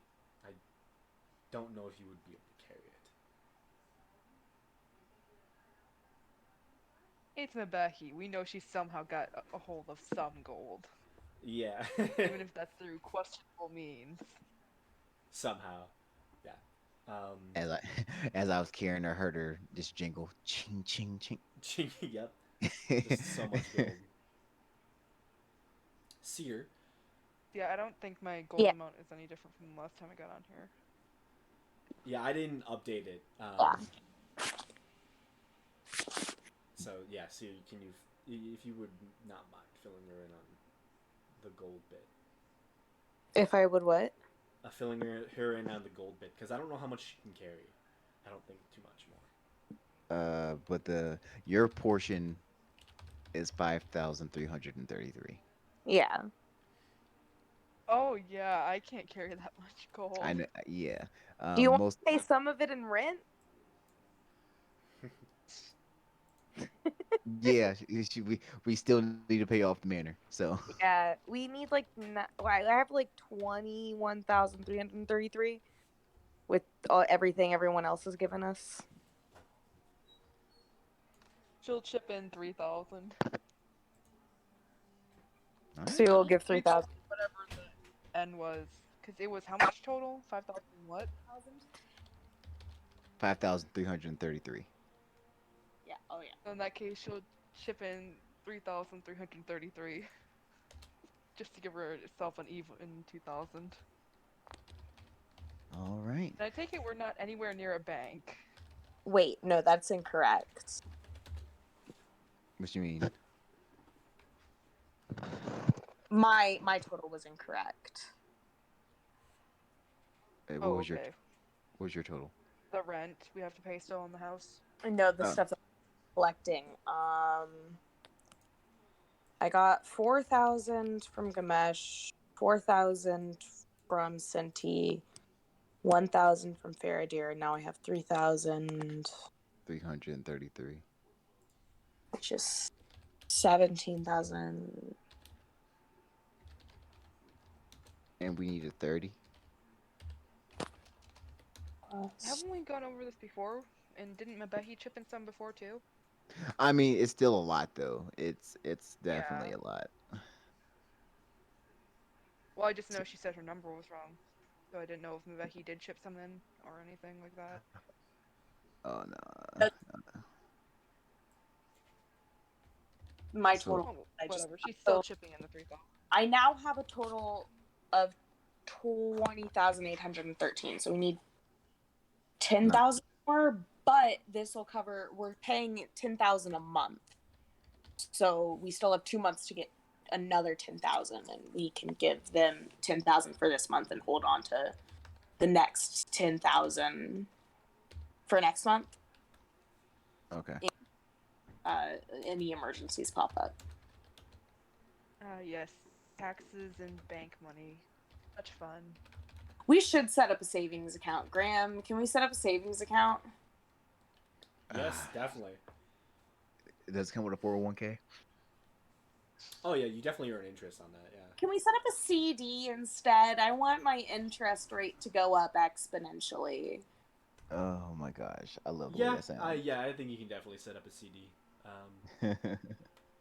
Yeah, there's a prominent bank within Rankton. Yeah. Yeah. I'm buying stocks. Wait, we shouldn't do investments.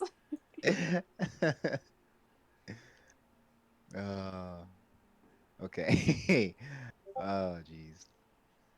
Taxes. Wait, we left this plane. Wait, hold. I gotta get. As we left this plane to a plane that has time to go slower, just to gain. It's just to gain resistance of astronaut.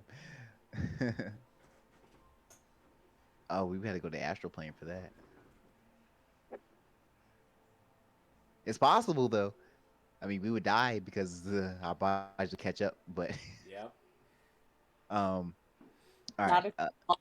if immortality. Yeah. God. Oh, me too, God. Zinti. Me too. Such a hater. Doubted us and our immortality. And that mortality. Yeah, since he's just going to live forever.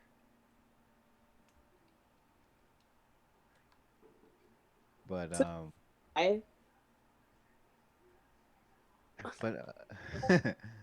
Cinti owns all of our stocks. all of them. She's buying her time. She's just trying to get in the wheel. All right. So long rest has happened. It's long rest and now sleep has happened. So I'm guessing we're starting now in the morning. At level 12. Level Yes. 12. You all are level 12. The ship. Can I can I get back my 13 HP that I lost? Yes. Yes, you can. It had to be recorded just in case.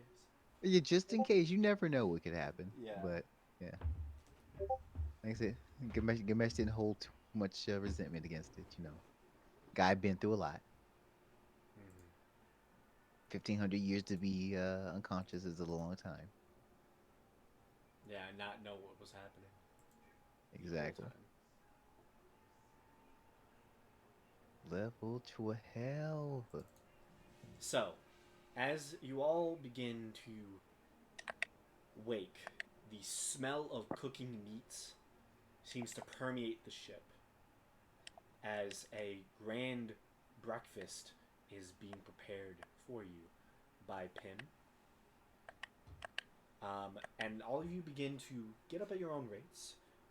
Some of you may be heading down to the kitchen earlier than others. You would notice, upon wandering about, that there was an individual who is already awake and seemingly has already explored the entirety of this ship. Vitalius is currently on the top deck, overlooking everything outside. So whenever Seer opens her door, she would notice that. Well, I'm under the deck, so Yeah. I'm going to get food. Oh yeah. Heading over to the kitchen, there is a assortment of a meal prepped for you all. There is eggs, some hash browns. Pim cooked a bacon and sausage, both. And then he also um, has some oatmeal for Faradir. Ooh, Oh yeah, that was that was interesting, yeah.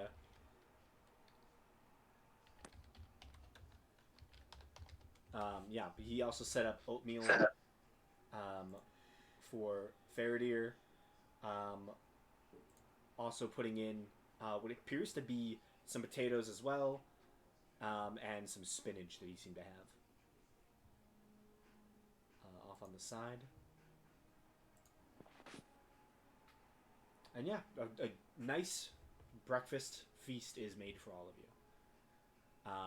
You all are allowed to come and grab it whenever you feel like, and eat wherever you wished.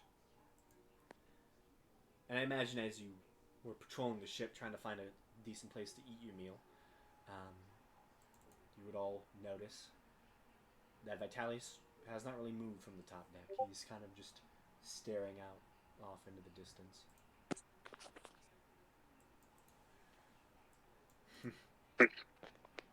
uh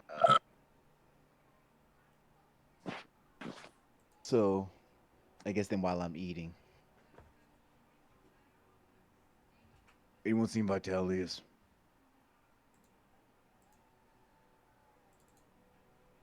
No. You would have been the one that saw him. He was on the top deck. Oh, yes. Where is he? He's on the top deck. Distracted by thinking about all the stuff I have to reset now I for my understand. Knife Mandolin. I understand. Oh, I take a piece of bacon off the plate and start heading up to the top deck.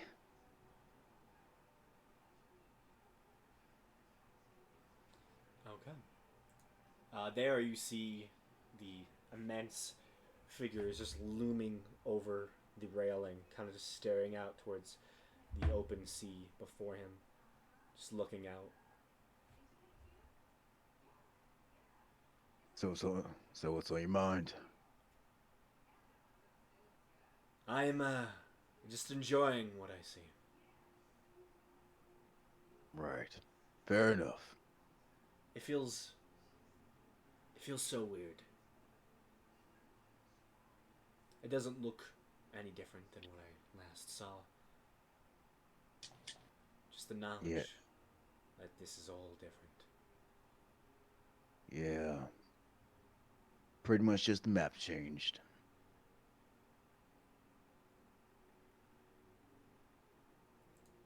You see he reaches into his beautiful black and dark green armor and seems to pull out, seems to be a ration of some sort that he had stowed away. And just takes a bite of some type of like grain bar or something like that. You know we have food below deck, right? Yeah. Yeah. Just in case you don't want to munch on rations all day. He takes another little bite, wraps the rest of it up, and puts it back in his armor. I'm still just trying to get used to it all. I'm sure. Yeah. I can't even begin to imagine. He looks towards you, the blue eyes kind of peering into you. The helmet is currently off, and you see he kind of just has set it down and has almost clipped it to his waist.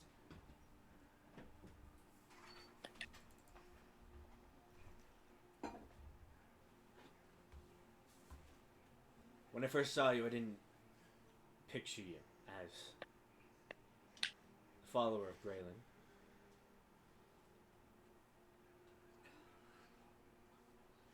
Tell me, what has the Order become?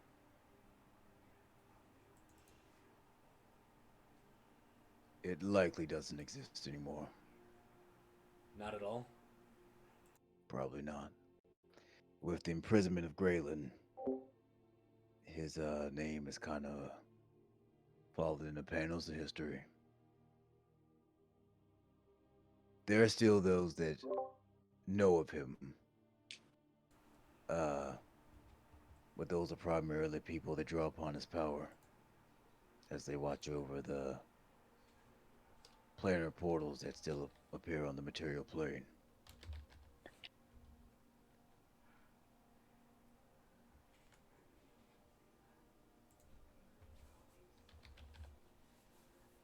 I'm actually one of them.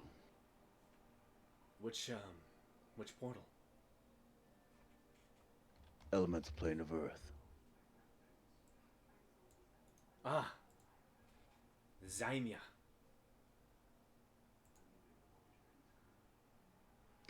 Kinda raises his eyebrow. No?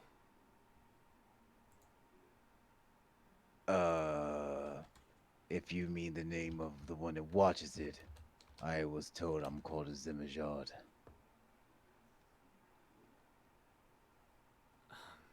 The fortress, Zymia. All of the portals were protected by grand fortresses of Graylin.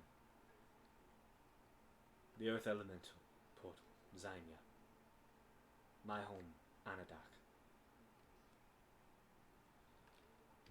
Oh. Yeah, I don't think they're fortresses anymore. The one that I went to is really just a tower now. That's probably the heart of it.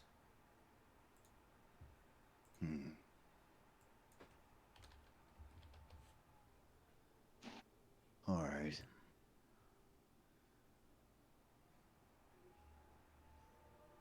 Well,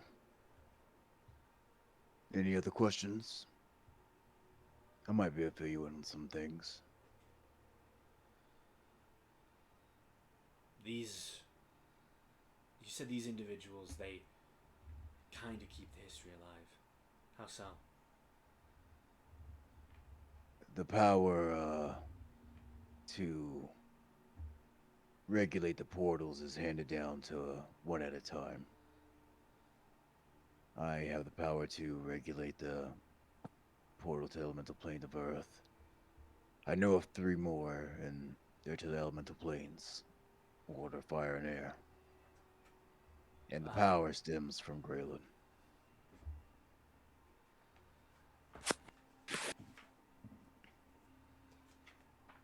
Yes, makes sense. The power of the inner planes was tied heavily with the material plane. It's the outer planes that were more difficult. Their defense is different. Hmm. It's good to know they're being looked after. The Yeah. creatures from, specifically, the earth and fire planes, they pose a dangerous threat to all of existence if left unchecked. Yeah, that's why I closed it. Good. But I still need to travel to the other three. I need to talk to the other Yards. Do you have a map of the world? Something I can look at? Yeah. Give me a minute. I'll go find the map on the ship. Okay.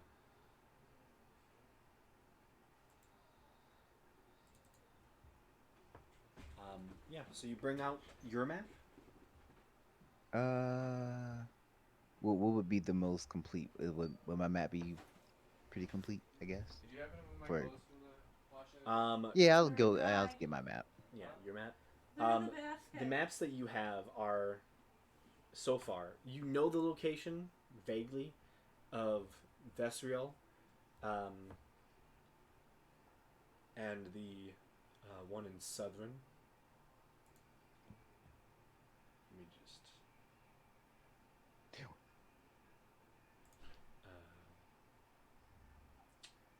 get that one up.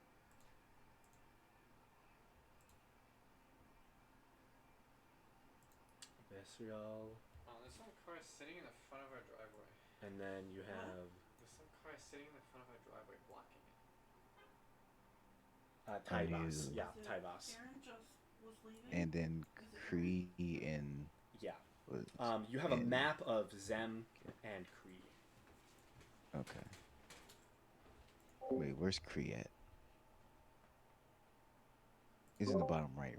I think. Kree is on the top right of Karrak, that continent. Oh, right. Yeah, I see it. Gotcha. All right. One moment, please. Okay.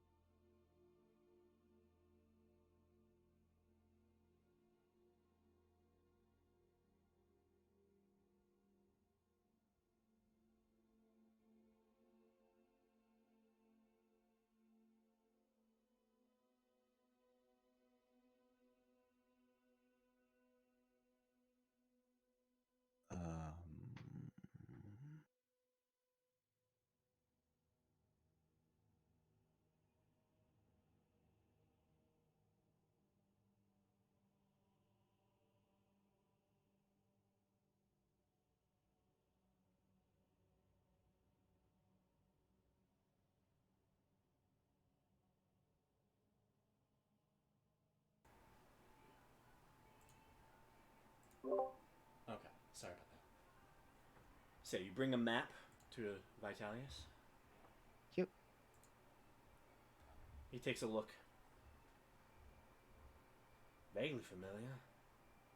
Hasn't changed too much. And he points right where Zem is. Zemia, Yeah. Looks onto the other map of Kardak. Points to that one. Olgien. Seems the names have changed.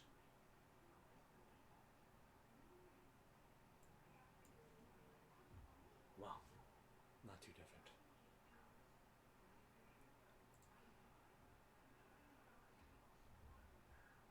Are these the only portals you know of? They're the only ones I have on a map. I know Vestrio is in Dragonis, and Tavius is in Southron, but I don't actually have a map of those. I don't have a map of those regions, so Well, those wouldn't be too hard to find. It seems like they stayed in fairly similar places. I'm more concerned with the portals to the outer planes.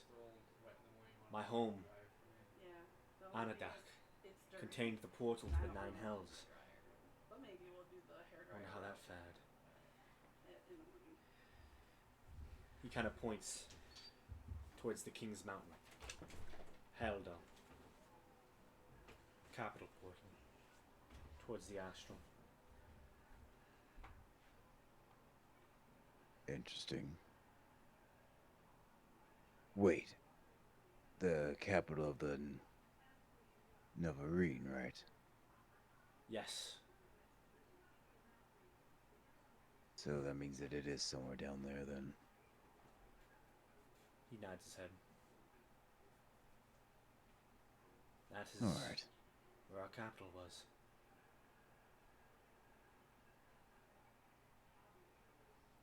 Then it's probably somewhere beneath the King's Mountain. He continues to look across the maps that you do have. Frinick. He points towards the map of Kardak. He points specifically to there.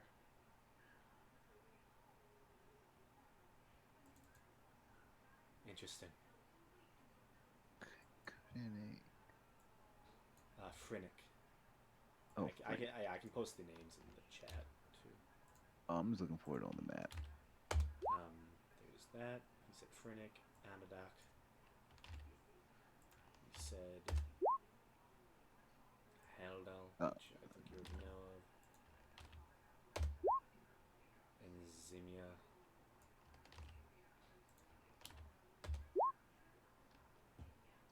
And then Ogien.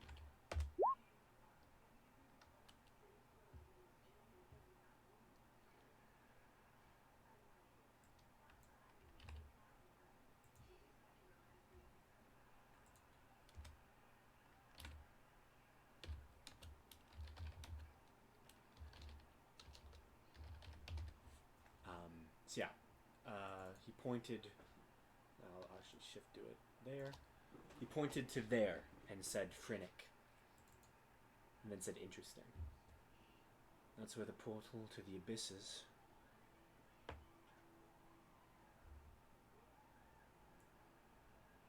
See, you know what I'm saying? Okay. All right.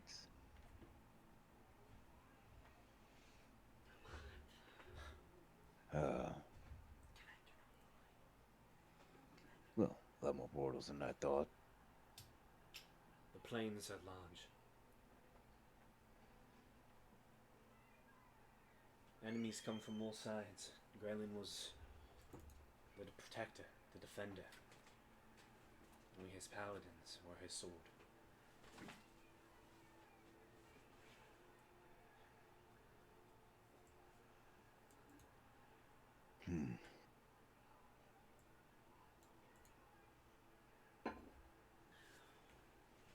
I still can't believe he was captured. You saw his prison. Apparently, I'm one of the first to see it in a really long time. Can you describe it to me? Um, just chains wrapped in circle around him. Looked like it was sapping his energy, or it was taking his energy just to maintain whatever it was he was trying to concentrate on.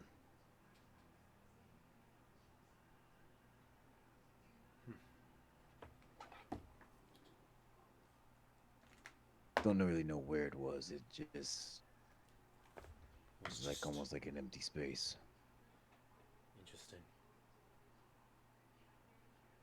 His energy is one that seals the plains. If it's sapping it, maybe it wasn't Asmodeus after all.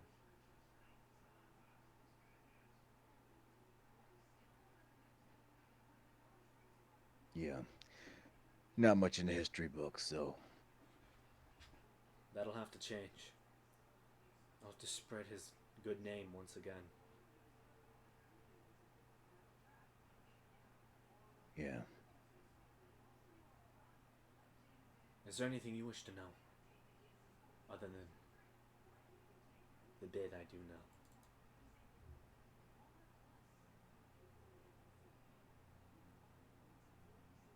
Not really.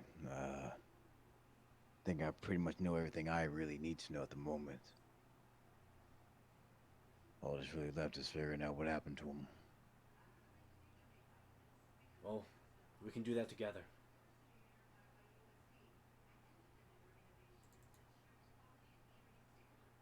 We are both now followers of Graylin. Or at least our power comes from him. Yep. So eventually we're gonna have to go meet the other Jaws. He told me that was the clue to, or at least a possible step to freeing him. Interesting. Well, I'll follow you till you make landfall, and then, personally, I'll head to Zem. Or Zemia. Alright. To see the fortress for myself. Maybe I can spread some ancient wisdom, the teachings of Graylin. They'll appreciate that. They still do recognize him as the Watcher. So, you'll be giving them some things to learn. He is the Watcher. His shield guards us all.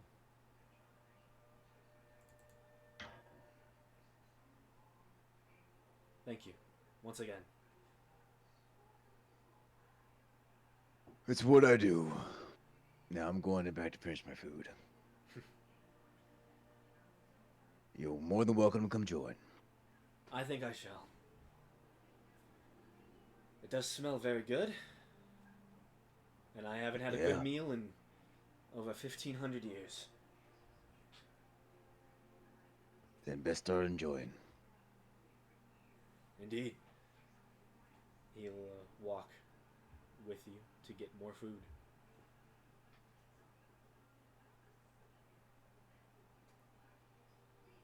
So, with that, your ship is ready. Do you go home?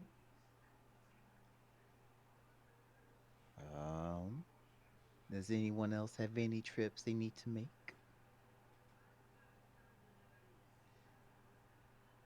Destinations, stop, want to go fishing?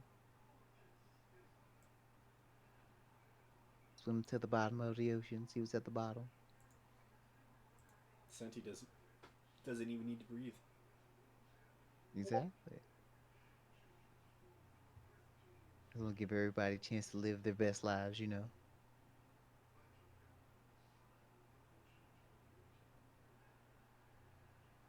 I guess everybody's okay with Don't give Senti ideas.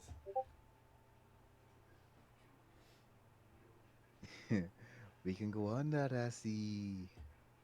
Under the sea. But I guess no one has anywhere else they want to go. No. So, Okay. where would you all like to make landfall to go home? If you want to make landfall.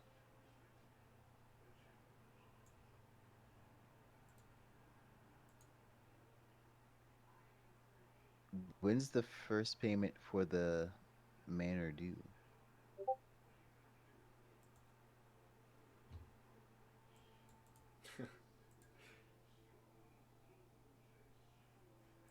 A zombie who eats breakfast. Hopefully. And not flesh. Just breakfast. Eggs. Bacon.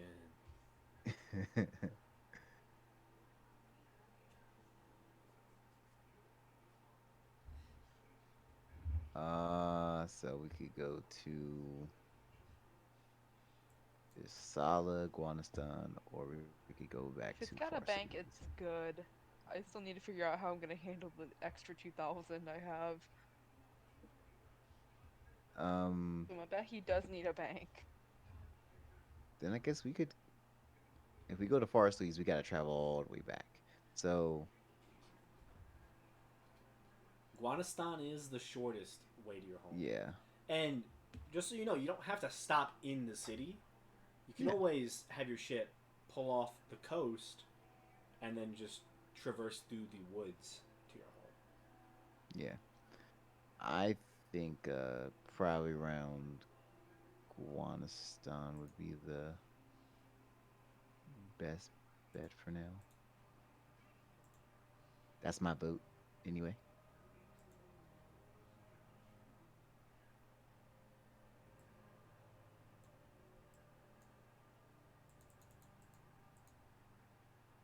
Yep, I agree with that.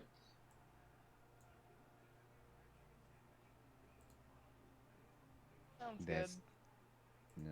Okay. Okay. So all right. So, the ship raises the sails and begins to head off. Sailing around the lighthouse island, you see the terror ship still there, has reinforced the island's defenses for themselves, waiting for any sort of reinforcements. And soon, they take off, as you do as well.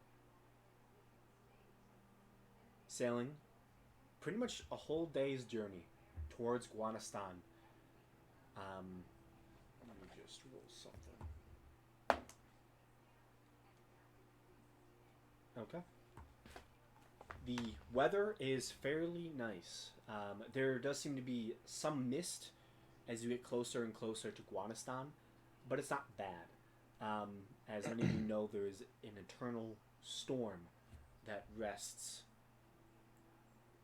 within that small area surrounded by mountains, and sometimes the weather around here can get a little nasty. But for you all, you're fine. The ship sails closer and closer to the mainland, the distant city of Guanistan shining on the horizon. But you all, not wanting to get too close, are put close enough to shore that you can be rowed.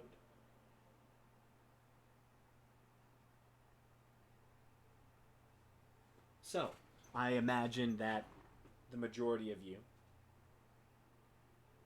will be heading off the ship here.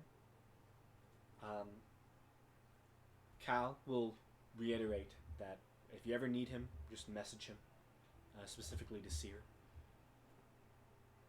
and that he will be continuing his mission of making Seer money,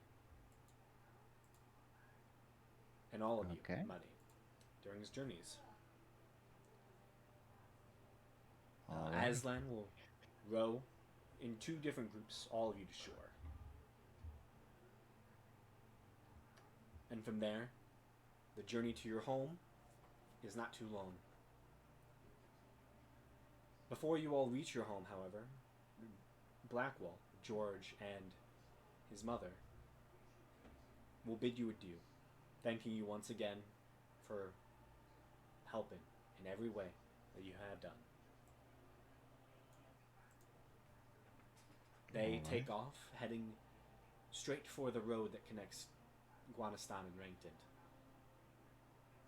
Presumably going back to Graydon as soon as they can. Vitalius continues to follow you.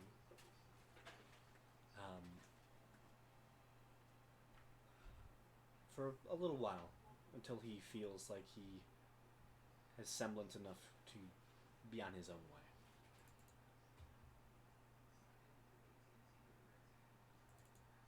And you all make your way through the woods. More arduous journey than the initial journey to your house. But nonetheless, you find yourselves coming up to the backyard of Coltherstone Hold, and you see your nice, fresh pit where your pool is. And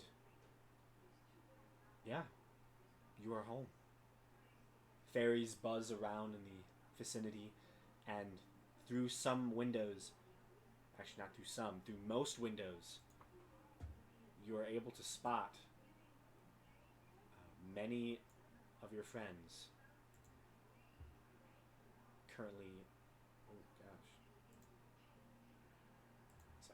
currently hiding out.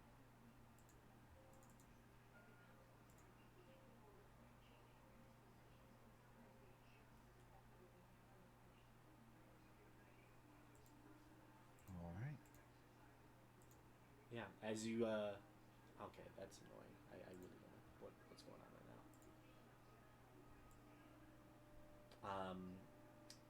Specifically,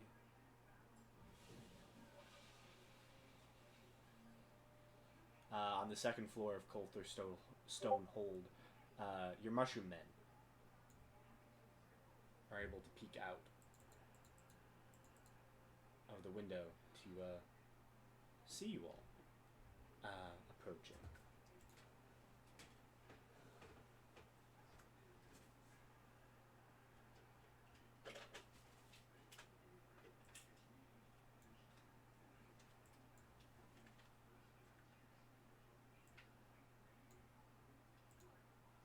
Slightly off topic, guys, but I could have just teleportation circled us this entire time.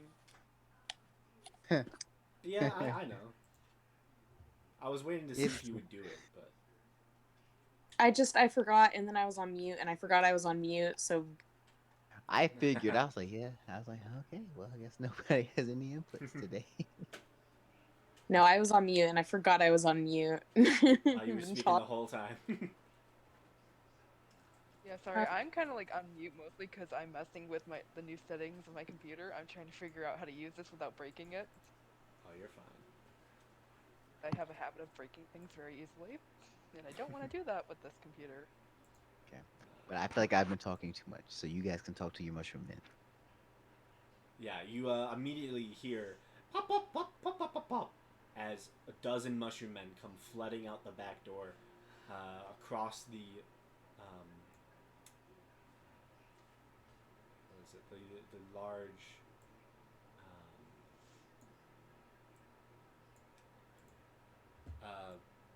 back door area. Wait, where's the cat? I bet he has been deprived of her pet. Where is the cat? It's in your carriage, which actually. Where is your? It's on the dead ship. now. I actually imagine that your cat was given back to your home at Coltherstone, so it could just be taken care of easier. So one of the mushroom men is running out with your little cat. Cool. I bet he's gonna pet her cat. She's gonna go and see Leroy. Leroy is ecstatic to get pets. That little all orange cat with little brown streaks is just. He's actually really big now, especially. He's grown immensely, and he's just a ball of fluff. he's the size of Mabehi. Giant cat. I mean, I bet he could ride Not him that into big. battle like a steed. Imagine that. Also, that's like the one note I have, so I'm going to use it. One note I have is about the cats. I was like, honestly, I was surprised you still knew his name. yeah, takes skill to know the name.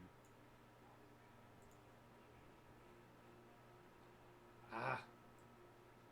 Oh my god. My cat, it was named Wicker, and then I gave it away to Quinn because I didn't care about it anymore. Yeah. And then Karn took his, right? Yeah. And then the other one was the other Goliath that we had at the time. I forgot what her name was though. It was As- Marco's character. Yeah. What the character name was. It was. Didn't Oh, Thera take find the it. cat? No, I don't No. think they did. Illican. That's what it was. Yeah. Apparently what the hell? I'm stuck in zooming in, zooming out whenever I use my mouse. Like wheel. Don't know how to fix it. Just click on the map. I have. It still does it. Oh. You might have to refresh the page. That's gonna be annoying. We still never figured out how to get this chariot out, did we? Not yet. Do you want to? Oh no, I don't have the means for it yet. So. I mean, I can large reduce. Oh. We have the means. I just haven't bothered to do it. What does it do again? Do we know what it does? Oh, Nope. there it is. Yes, we do. Yeah. Oh, never mind. You guys, you did learn about it. Oh, we do. It's not. Well, it's not working in the. I don't know. Maybe you only showed it here, but the little the thingy for it is blank. It's the Chariot of Paradise, right? Yeah. Yeah, the information for it is blank right now. At Um, least for me. Let me check. Hold on. I'm having problems with this. I'm really. It's just Take your really- time. Oh, it is still blank because I haven't. Yeah. Okay. Let's do this.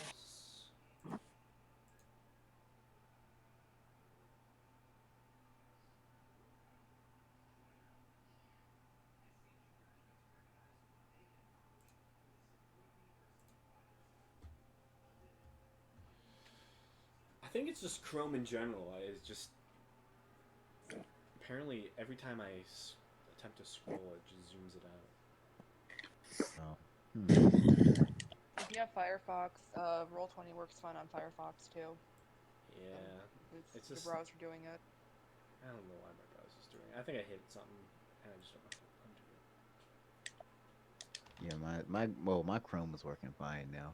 It's just like when I start my computer up like from off, it just takes a long time for it to really be able Catch to up. run. Yeah, if it can actually run anything. It gets out of breath, winded, knee starts cracking. It's like, all right, buddy, warm up now. Do your stretches. Do your stretches. We got to do a Roll20 sprint. Let's go.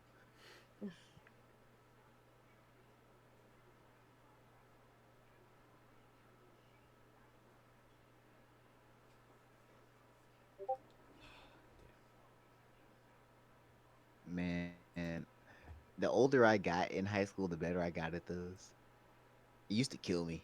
It used to kill me. Right now, it probably would destroy me. I'd probably pass out.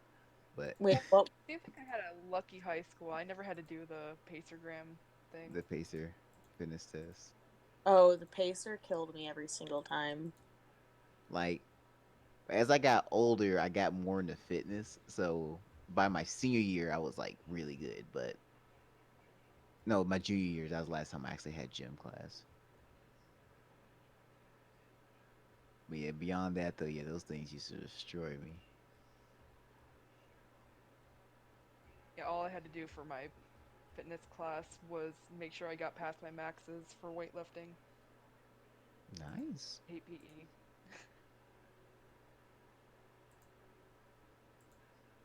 Yeah.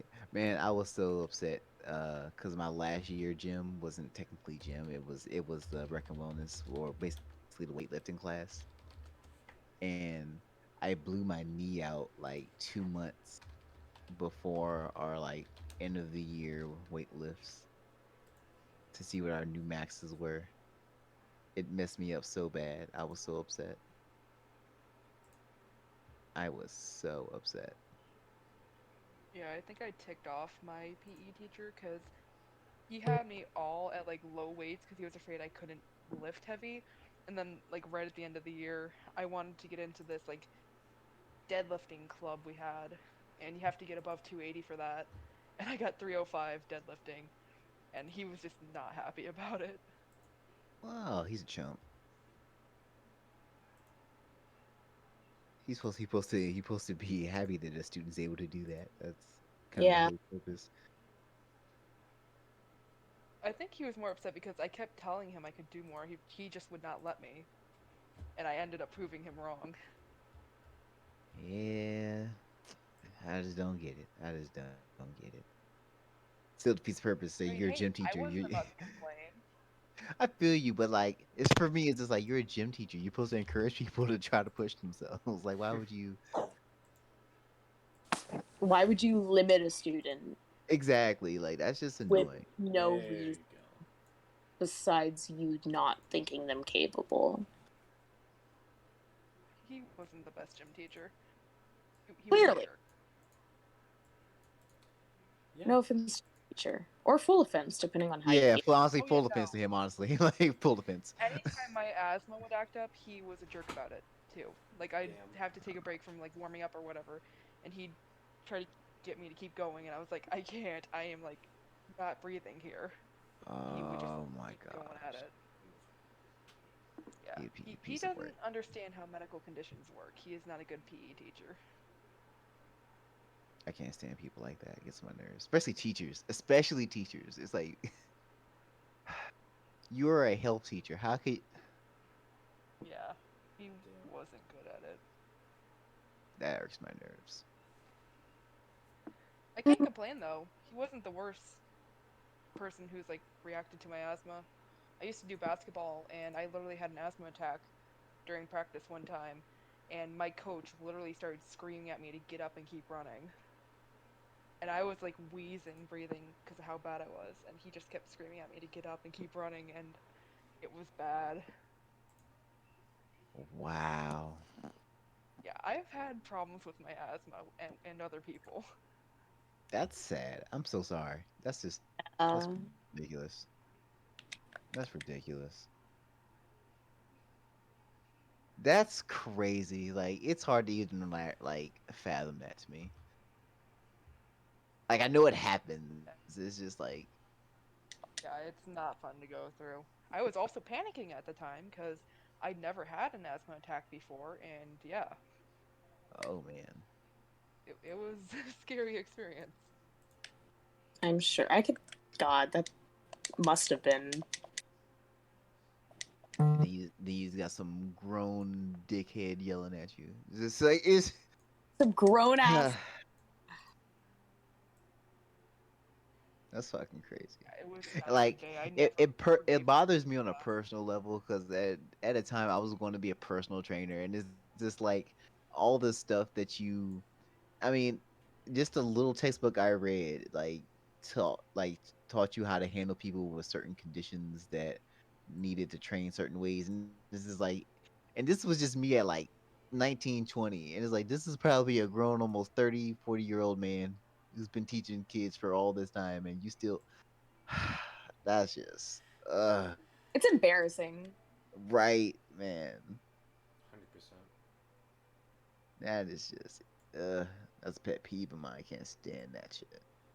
Some people just want to feel powerful I at the know, and expense of that's the type of others. stuff I make for people in their place a lot. I gotta like yo, I couldn't. I can. Lord, that grates me. I graduated though. I'm done with that class. I'm happy. Hell yeah. Yeah, there you go. That's what it's all about. That's what it's all about. That's all. That is what it's all about. Yep. So, back to D&D. Yep. Yep. The Chariot of Paradise is in there now. Oh, okay, cool. Yeah. I just lost the, I don't know how I lost the PDF. But I did. Yeah, it happens. So, but yeah. Right. Okay. So, This is, you know what's funny? The chariot seems like that like in like a racing movie, how they pull out the secret car. I think we pull this out during a wartime. Yeah, we can probably bust out this bad boy. Pull off the hell yeah. let's ride. Alright, but yeah, I've been doing too much talking. You guys can talk to your mushroom men now. Yeah, they come rushing out. Pop, pop, pop, pop, pop, pop. Pop, pop, pop. Yeah, and they just kind of gather on the front porch. All of them.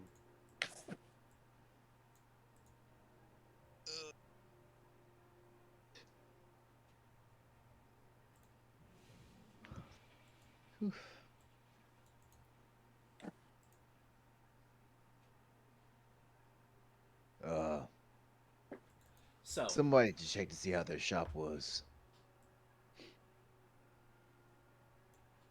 oh yeah, you want to check out the mushroom shop?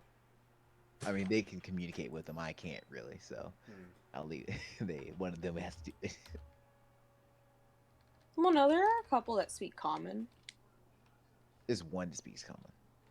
2, I think. 2? Yeah, the hetman and the shaman. Oh, Yeah.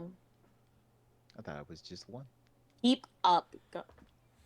Okay, my bad, Snappy.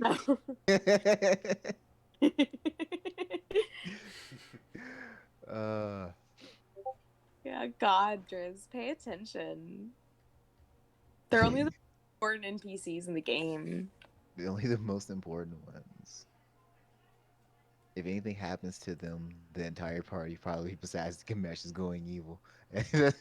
We have to burn it all down. Hell yeah. Ugh.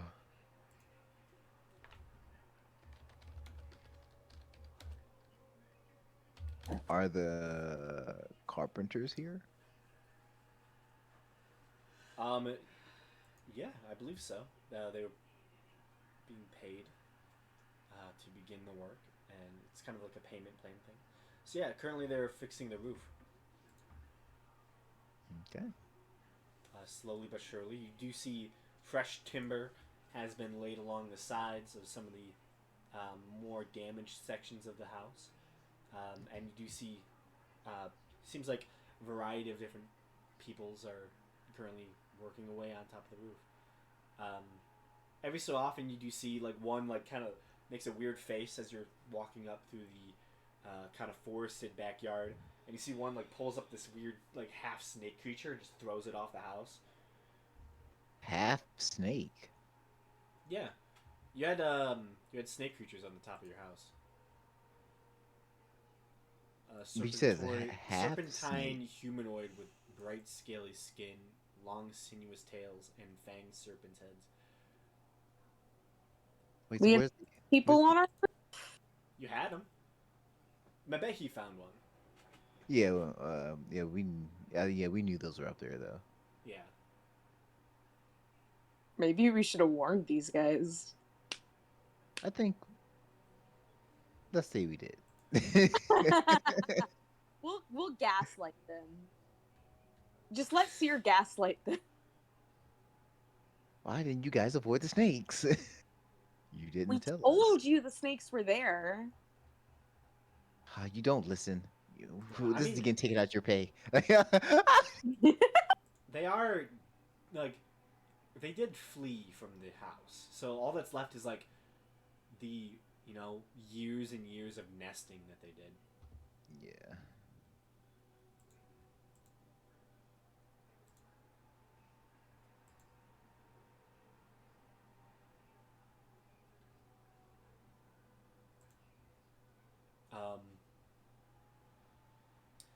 So yeah, you guys wanna?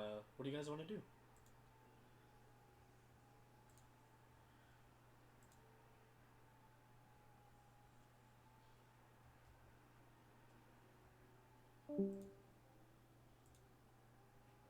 Well,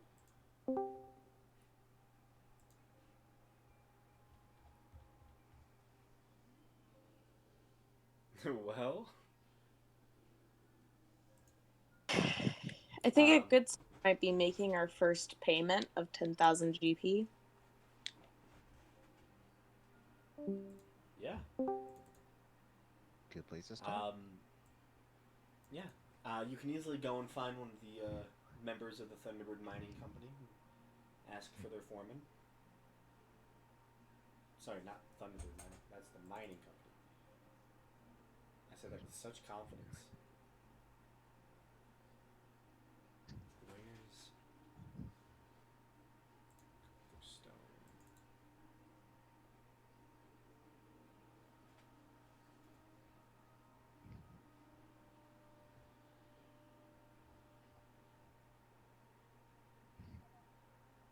Where's Stone?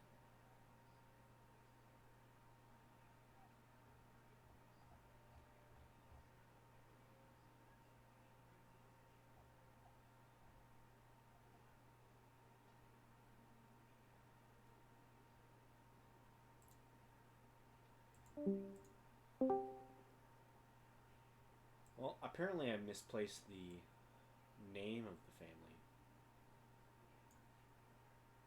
But you're able to find one of the representatives from that family and are able to make your first payment plan.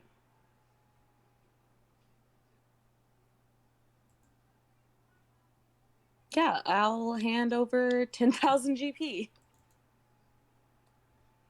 The orcish individuals that you were working with, the Mandalese, you see the younger half orc is currently the one who's overseeing the work being done at Kana, and as you kind of like approach them, hand them the money, they just look at this massive, it's not even one bag, it's multiple bags of gold, and just looks astonished. Well,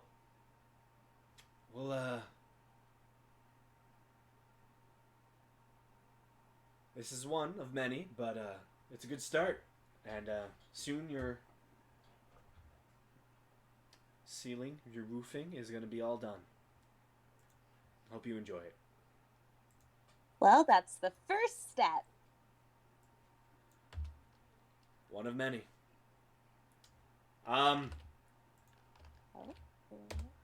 Guys, you want to take this, and kind of hands a couple of the sacks off to his buds, his other foreman, and they just take it to what seems to be carts and carriages that they have to eventually roll back into Rankton. Easily enough. So, you can mark the amount of yeah, 10,000 off. Will do.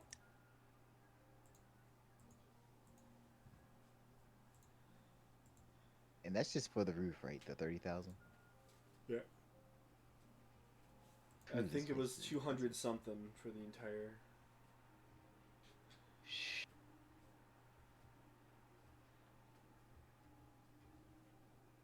Yeah, the houses are expensive, especially a manor. On its own land, yeah. Since that's happening here, I'll go check on the quarry that we let get. Yeah, built you're on. the boss, man. Yeah. You go and check on the quarry.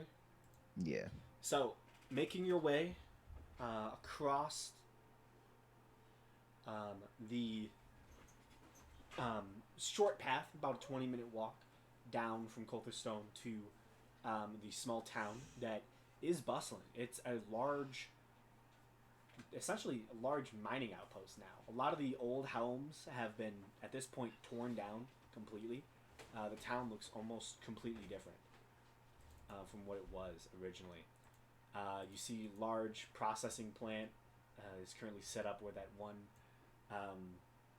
boathouse dock area was. The storage place has all been redone. Checking out that, the Thunderbird Mining Company is very busy. And walking up to one of the smaller folk who seem to be some sort of druids, he seems to be sitting behind a desk out in the open sunlight, kind of working away on some papers. Notices you walking up. Oh, hi. How can I help you? No way, really. I was just checking. You guys work fast. Well, we've had a couple months to get things going, and there's some profit to be made, so we're making our profit. That All reminds right. me. Should probably pay you for this month. Sounds like a plan. You see, he goes back into one of the side rooms that you notice and remember was where the giant plant creature was that ate a portion of your party at one point. Comes back out, slams a large sack onto the table. 825 gold. All right. Our third month in business. It's been a pleasure. All right. Well, then, I'll leave you to the business then. There is one more thing. All right. So we had a bit of a setback. A couple weeks ago, one of the boats kind of fell in to the lake there, and so we had to go down and fish it out. Not too difficult. We found something at the very bottom of the lake. Technically, it's yours, as this is your land. So we spent some time and we dug it up. All right. Let me go and fetch that for you. And he seems to go off into a separate section of that large area. And let me find exactly where this is written.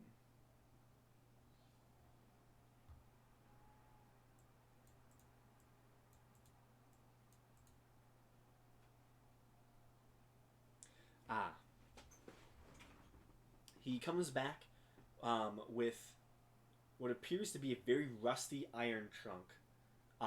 You see, it is currently not locked, as it looks like the lock has just dissolved onto the box. And he kind of sets it down. Yeah, we found this in an old canoe at the very bottom. Yeah, he just kind of opens it up, and you hear this loud as the whole top of the iron trunk just seems to break off. Well, he kind of throws it behind him, and you hear cha-ching, cha-ching. But you see a large box of gold, of ancient-looking gold.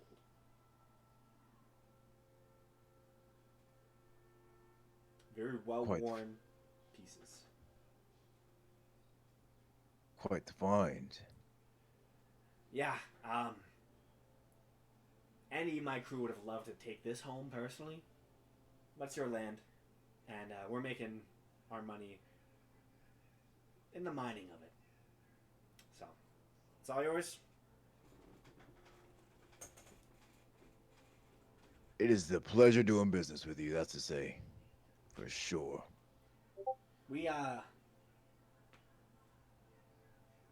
We're merely renting the space, and we're getting the materials, but it's our land.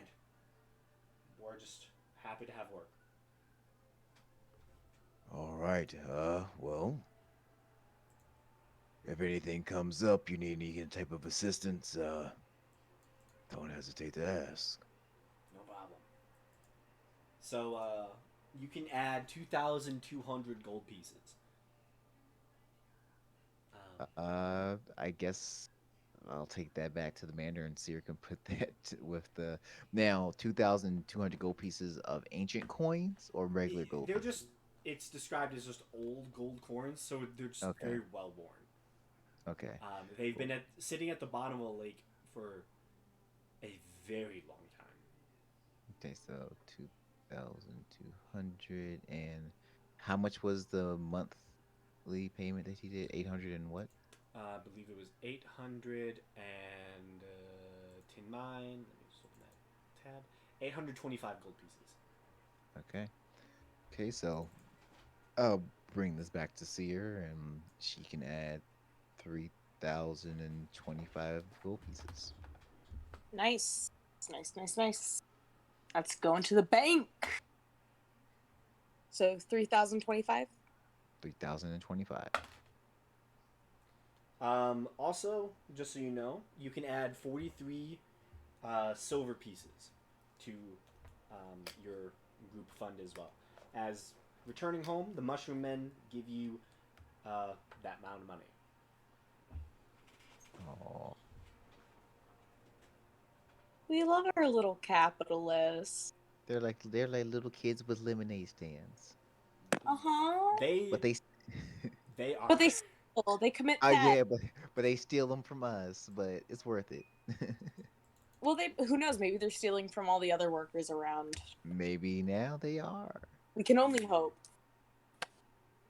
Yeah. But Also, with the Coulterstone farm, the fairies have been doing good work, keeping it up. So in Senti, you go and check. Your thieves, yes.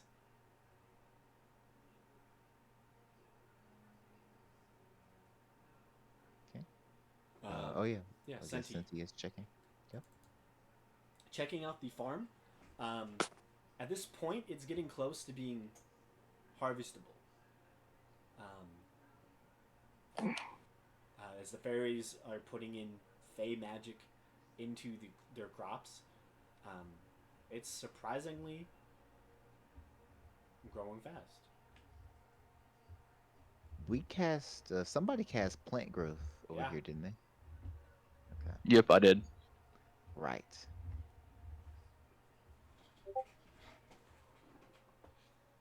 Druidcraft, not really.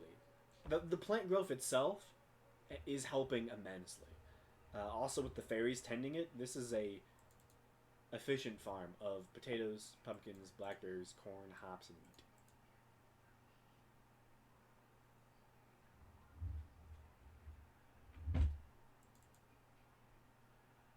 Yeah, but it's not quite ready yet. Look at us. We're building a corporation out here. Yeah. Mining, Hell yeah. farming. Sacks of gold in the lake. You know, adventuring. Guys, we're next we're gonna get into politics. We're about to take over this place. Yeah, we're about to go get into politics. Hell yeah. All right, I think we're doing pretty good for ourselves. So, is there anything else you all would like to do at Coulterstone Hold?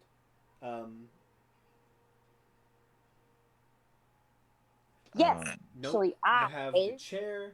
Also, you can go into town if you would wish, if you need anything to do anything there. I'd love to go to the bank. Yes. Yeah, we know that's definitely something everybody wants to do. Yeah, we're suddenly becoming just businessmen. You know? Right. Very I can much hold so. on to all mine. I don't have as much as everybody else, so or at least all mine is in small stuff. So I have more than enough space. Well, it's not even just about space. It's about just like Interest. I know. Maximizing your profit with every type of place you put your coin.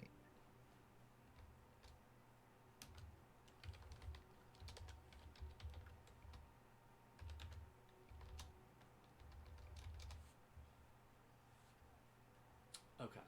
So what did you want to do, Seer? Bank. Bank. Okay. So you're heading over to where are you heading to the bank? Rankton. I mean not Versus. Rankton. Yeah, Rankton. Rankton. Okay. Let me just. And I think it's safe to assume that Mabehi would be going. I would assume, yeah, Mabehi would definitely go for the bank. Yeah. Otherwise, she is never walking again. Yeah. She's gonna have amazing quads though, carrying all this weight. Okay, let me just get out my Rankton sheet for things. That'd be so funny. What's your exercise for your legs? I'm rich, bitch. Like,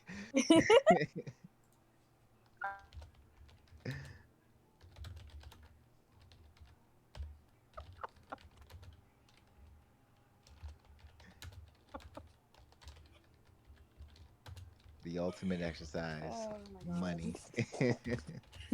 Can you imagine walking into a bank and being like, "Hi, I'd like to make it. And how much are you?" I'm like, imagine someone walking into your bank with that much just pocket cash. Right. It's like, can you take all this? Oh, this is a lot.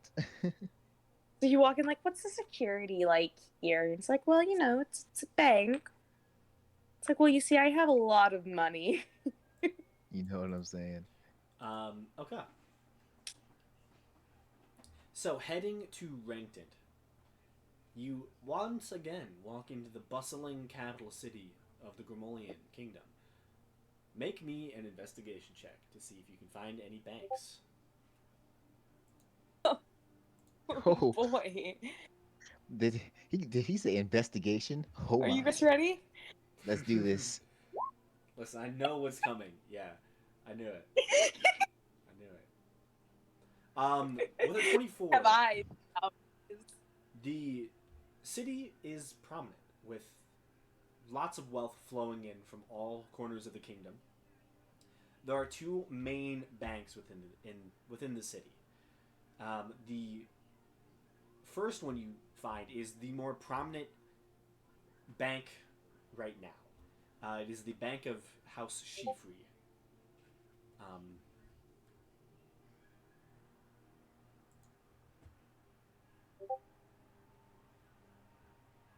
Chifu. Chifu. Yeah. You would recognize the name as being the same last name as a certain individual that you found within your home.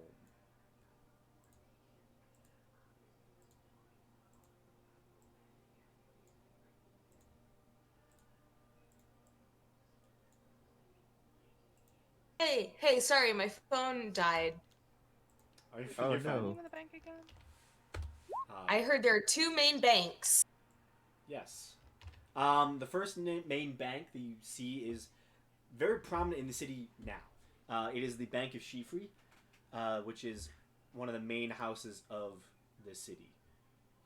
You would recognize The Shifris. Yes. You would recognize them as Honestly, the thought you people said Shifu. who are interested in buying Coulterstone Hold. They're not getting my money. There's also Bank of the Loud Coins. Let's go to Bank of the Loud Coins. Okay. They don't would I know if they had any political reason to want my house? Make a history check with advantage. Okay. I already get advantage on those. Yes. 15. It's a 15. You're pretty sure you know the Loud Coin. The fact that the one of the champions was Sven Loudcoin, otherwise known as the Red Bard. You've been in his bathhouse many times. You've been in his music shop before. It appears that in the onset of the city, he was the prominent business person who set up a lot of like the main businesses. And you would think that this is a remnant of his time being the champion. From what you know, there are no loud coins left. This is probably just the remnant of his name being used. Also, it is not as big as the Bank of Shifri. It is lost favor with much of Rankton, and it's fairly smaller. But it is still a relatively stable, yet prominent bank.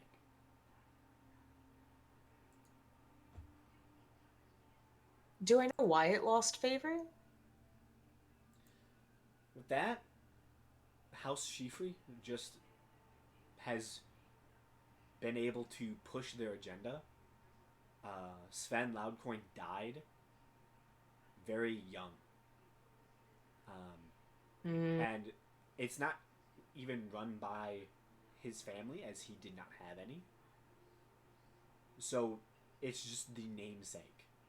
Just the tragedies of time. Yeah, tragedies of time. Other bigger names who are still relevant can push more political power towards their desired. Well, you know, if we ever become big political names, this is our bank, guys. Fuck the Shifris. Friendship ended with the Shifris. New friendship with the Loud Coins because they're dead and can't betray us. We're building all political affiliations from scratch. Love it. Yes. So yeah, We're gonna you're easily able to go to the Bank of Loud Coins, and upon entering, a grand visage greets you. A beautiful entrance chamber with many different seats with tables. You see fresh pots of tea are brought out to people who are waiting. There's a large desk, marble flooring, and behind the desk is a massive painting of a red-haired gnome standing at the edge of a mountaintop, sitting with these beautiful wraps wrapped around his fists, almost like a boxer of some type. And he just seems to be leaning on the peak of the mountain, just smiling with this devilish, just charismatic smile. A figure you've seen before in the bathhouse.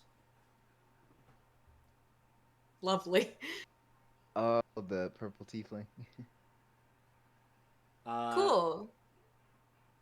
No, he's a gnome. Purple gnome. Got it. Malcolm. Sorry, that was out loud word association. You're Hey. fine. You're fine. What, No, what he's works works. No, he's a red-haired gnome. A little bit different. Malcolm though, right? No. The red bard. Yeah, he's No, one of Malcolm is the purple-haired gnome. No, yeah. That's He- the yeah. leader of the thieves. He's the one with all the Guild. tattoos. Yeah, the Yeah, they- information guy who can turn invisible. I don't know who this guy is though. He's just the This he's one of the champions. His picture is in the bathhouse behind the back counter. He's just a red-haired, jovial-looking, happy gnome with red hair, and he seems to have beautiful wraps up and down his. You know what? I can probably show you an image. As in like one of the statues around the Yes. Fountain Champions. Yeah. Gnomes live forever too. I keep forgetting. Yeah. I forgot he's that gnomes. long dead though. Here, I can clip this for you just to give you an image.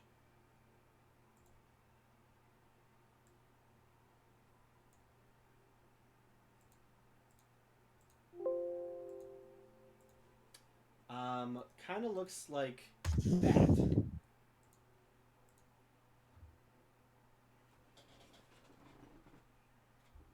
Oh, he's handsome.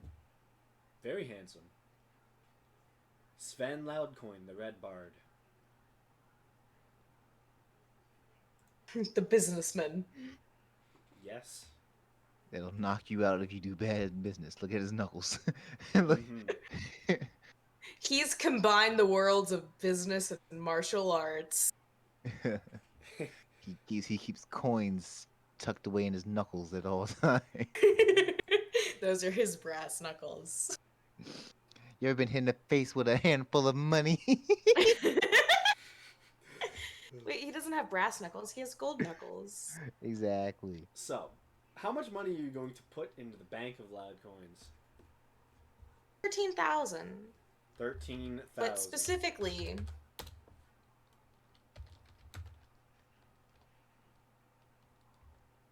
Specifically, I think you cut out. I think she's thinking about it. yeah. Because I have 1,729 GP and 100. So I'm gonna give my 140 platinum.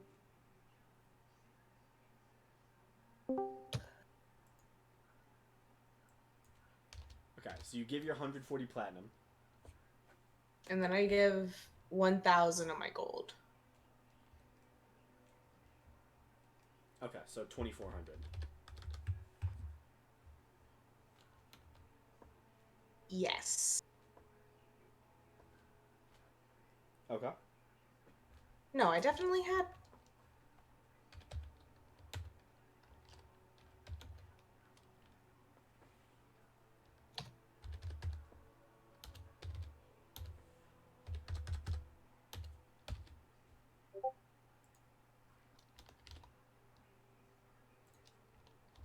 This doesn't make sense. What happened to all of my money? Because I should have had 1,300. Did you accidentally combine some of your personal money with the re- um refurbishing money for the manor? No, because I was throwing most of my personal money into that money. All right. How much do you think you're supposed to have? How So much I are you should supposed have 13,000.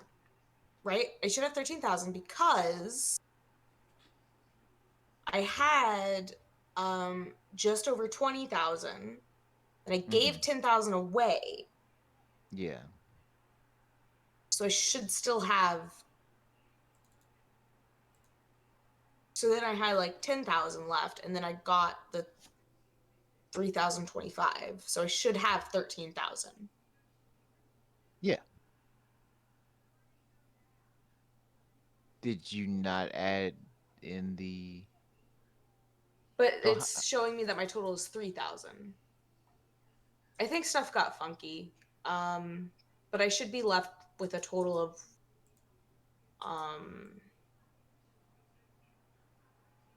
what, like 23,000 and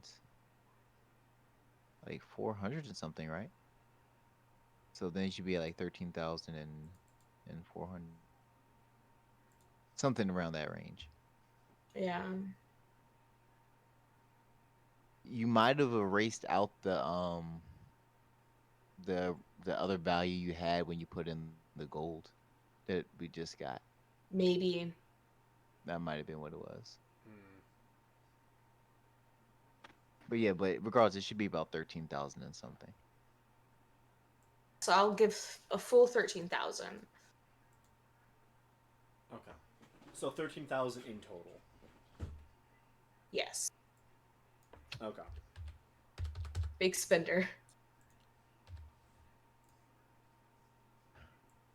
Okay. Becky. And then I guess I should have 400 gold left. Yep.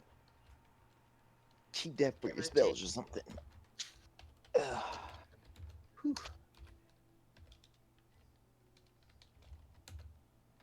Alright, so first thing, does Seer still have the 2,000 left over from my whatever amount? It was 3,000. 330.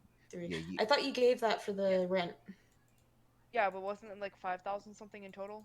Because like I gave the 3,000 plus the change to you for yeah. the rent, So and then I so thought I you, had some left over. So you had 2,000 gold left over. okay. Yeah. I know I was Was I giving carrying it to you that. or just okay? So is your character still carrying that? If you had asked me to, then yeah, I wouldn't have given it away. Yeah. I don't know. I just got very confused with all that. Yeah, but like, all right, you still have access to the 2,000. Yes. Okay, well, I figure out how I can do this. I do not trust a bank with my money. Oh Becky does Lord, not trust banks. why did you put it in your mattress?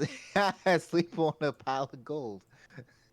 Just like a true Hey, if a dragon. princess could sleep on some peas, Becky can sleep on some coins. We could bury it outside for you if you wanna. Throw it in the lake. Nah, they're working in the lake right now. They might try to steal her shit. Yeah, they'll find it. Well, You don't have to put it all in the bank if you don't want to. how much does 2,000 gold weigh? A lot. Yeah. That'll probably over encumber her. But for sure. You were already at max weight capacity, weren't you? Yeah. No, I don't think so. Am I? You were close. I thought I could go up to 89. Yeah, you had a lot of stuff on you for a while. Yeah, you're at 84. I'm at 89 now. I'm testing something.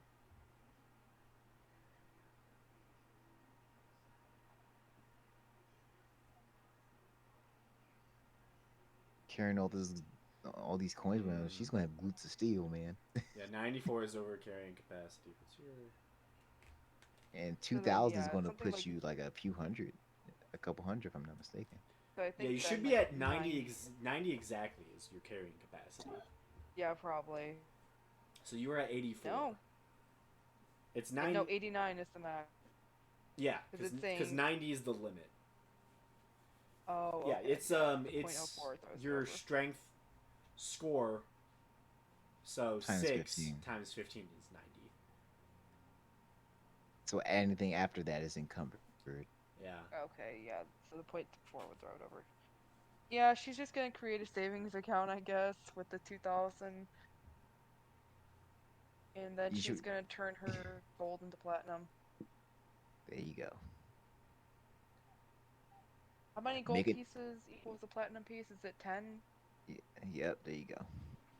Jeez, that might throw me over. No, that'll lighten you up though. Oh yeah, true. So you'd have 8 gold pieces left, and you'd get 58 more platinum pieces. Okay. Don't forget to make a note of how much gold you have in the bank. Yeah. I have a sheet called Bank of the Loud Coins, and it's gonna have your information. Okay, cool.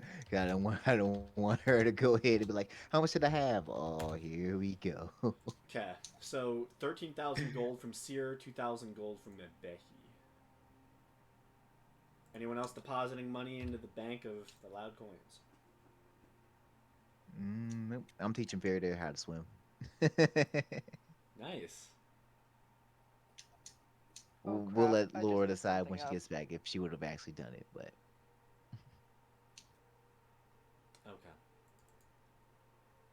So that's all done. Okay, I think I messed something up. What's up?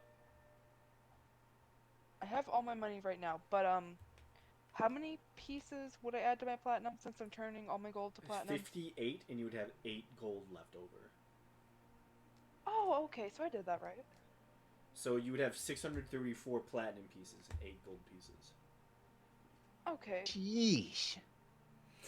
Shit. But Becky's rich. It makes no sense. Yeah, no, it totally does, because all she's done this entire adventure is what Seer's gonna do the rest of this adventure. Honestly. Loot everything. Hey, it's free real estate. Because in the beginning, When we get plane ship, we'll be able to get I more mean- money though. Honestly, she got most of her platinum from that one vault. That's how she got the most money. Yeah. Yeah. That Because shit. no one at the time cared. And then she's just been building on since then. Yeah. Damn. And now Hey, it takes you're at cash to build an empire. 76 pounds.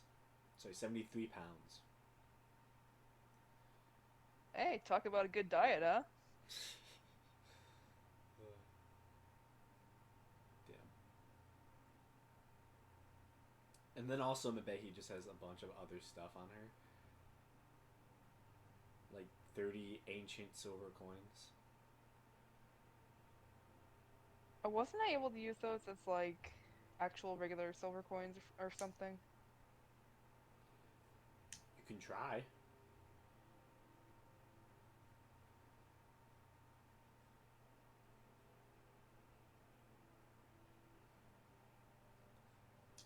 You could also try to turn them in somewhere.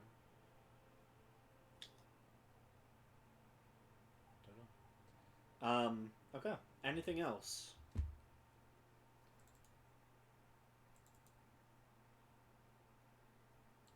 Okay. I'm all good. So, nothing else at the bank. So everyone else who's staying home. So what is Belric doing? And what is Senti doing?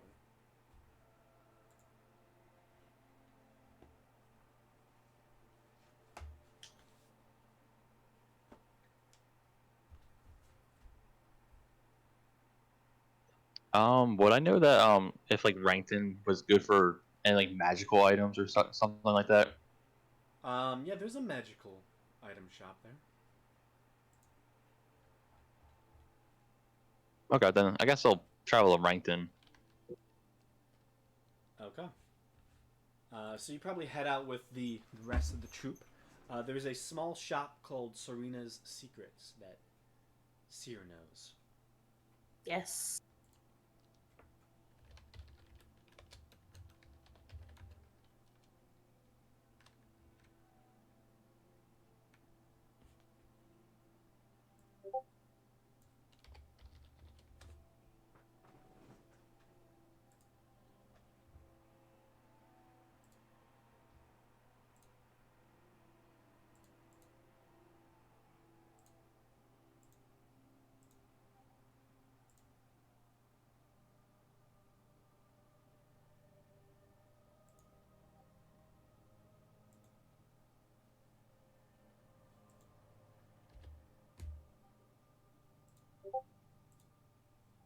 Okay, then I'll start heading to that shop then.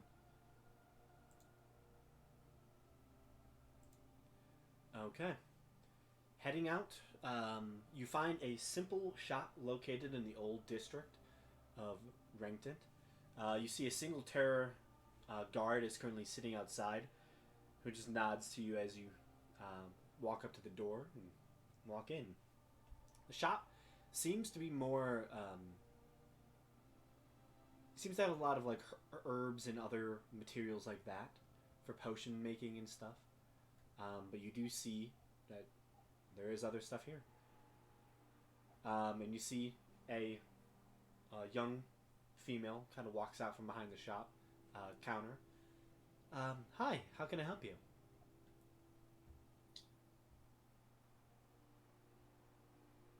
Yeah, I'm looking for like kind of a kind of throw-in weapon that can like magically return to me.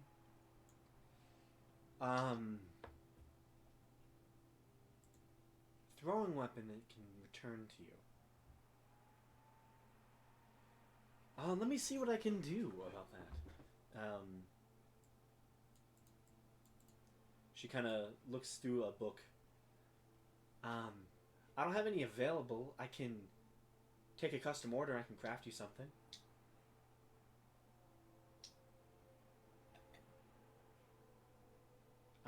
There's a couple options that we have at our disposal.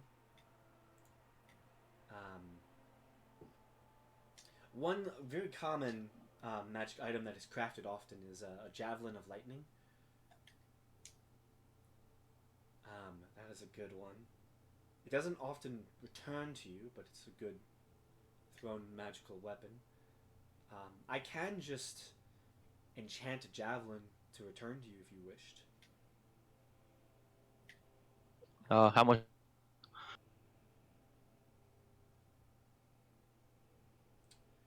That, let's see.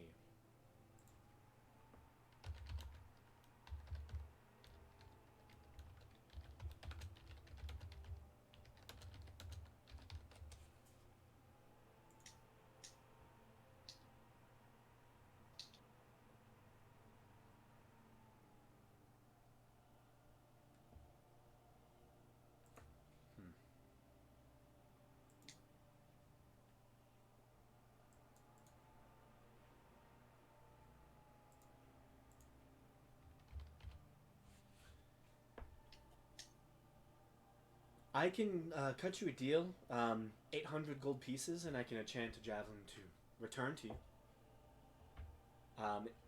If it was anything else, it might cost a little bit more.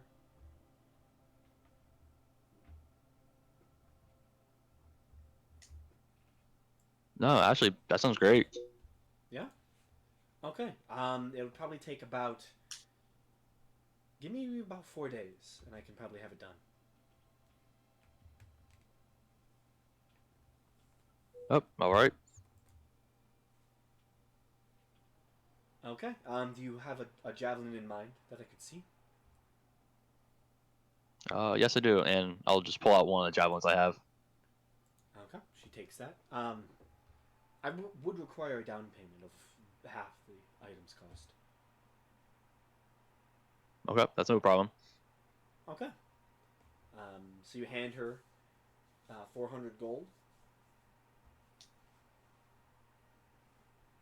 And yeah, 4 days time, she will get you a javelin that can be returned to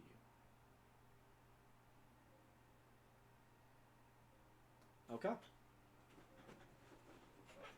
Senti, you want to buy a healer's kit?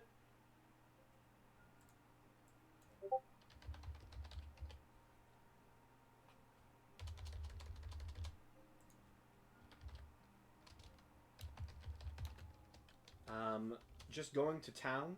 It's not that bad. The healer's kit doesn't show up for some reason. 10 gold pieces. Easy enough. Any small shop would sell it. Yeah, it's not that expensive. For what it does and helps you with in combat, it's worth the money. Anything else?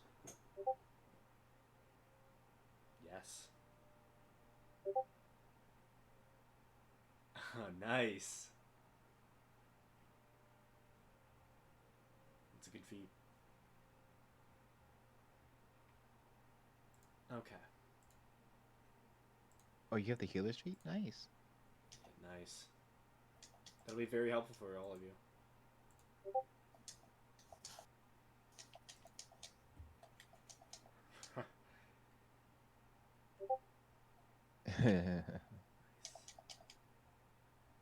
She's gonna bandage up the undead. Yeah, let's put your arm back on. A whole army of just undead that will never die. That's the goal. Man, if only Seer was a necromancer. Okay. I think we've had this conversation before one time. So, Probably. Gamesh, you staying at home teaching Faradir? Yep. Okay. So, anyone else have anything they want to buy while you have the chance?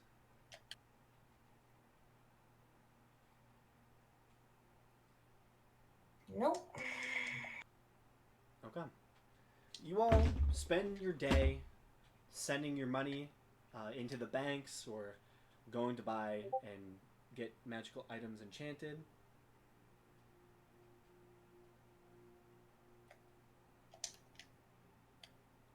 Message me after the session, and then I can probably see if we can work something out.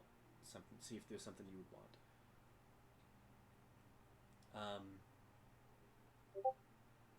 So you buy items, mundane or magical, and you all begin making your way back to your home.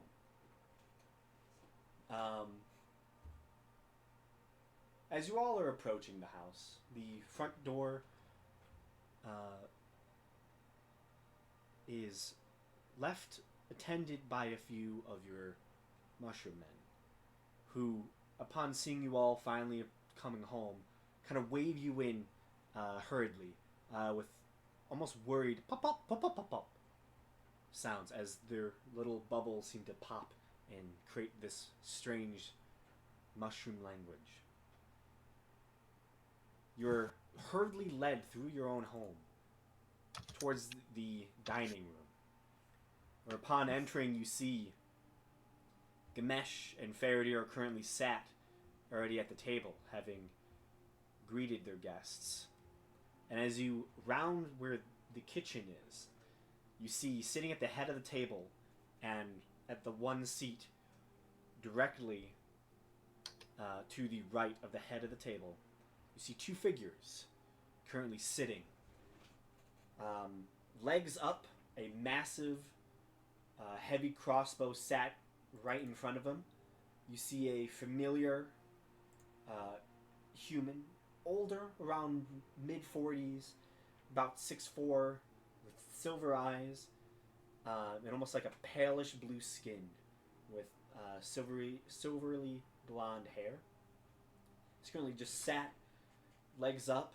Next to him, you see Senti, a individual that seems like something you would have seen before. A massive, towering figure, even while sitting. Metallic face and jaw. You see they seem heavily built, like they are very strong, muscular, but they are clearly a warforged. All of you also recognize this figure as being one of the members of Rankton's social elite. These are one of the noblemen of Rankton.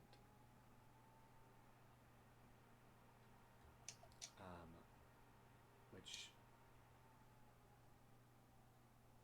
yeah, the name escapes me for some reason. Luther, that's it, yes. I was thinking Arthur for some reason. Because that's his son. I No, that's not his son. That's Karn's son. Yeah, that's Karn's son. So yeah, you see Adler Kane and Luther kind of sitting at your dining table. Adler still leaning back. Good of you to join us now. Come, have a seat. I'd like to have a little conversation with you all. Luther kind of looks over the rest of you walking in. Kind of seems surprised at the sight of Senti. And then just seems to go back into a normal set of saying hello. Howdy. We do need to talk. There's looks towards Adler. Something we both need to talk to you about. And that is where I will end the session tonight. All right.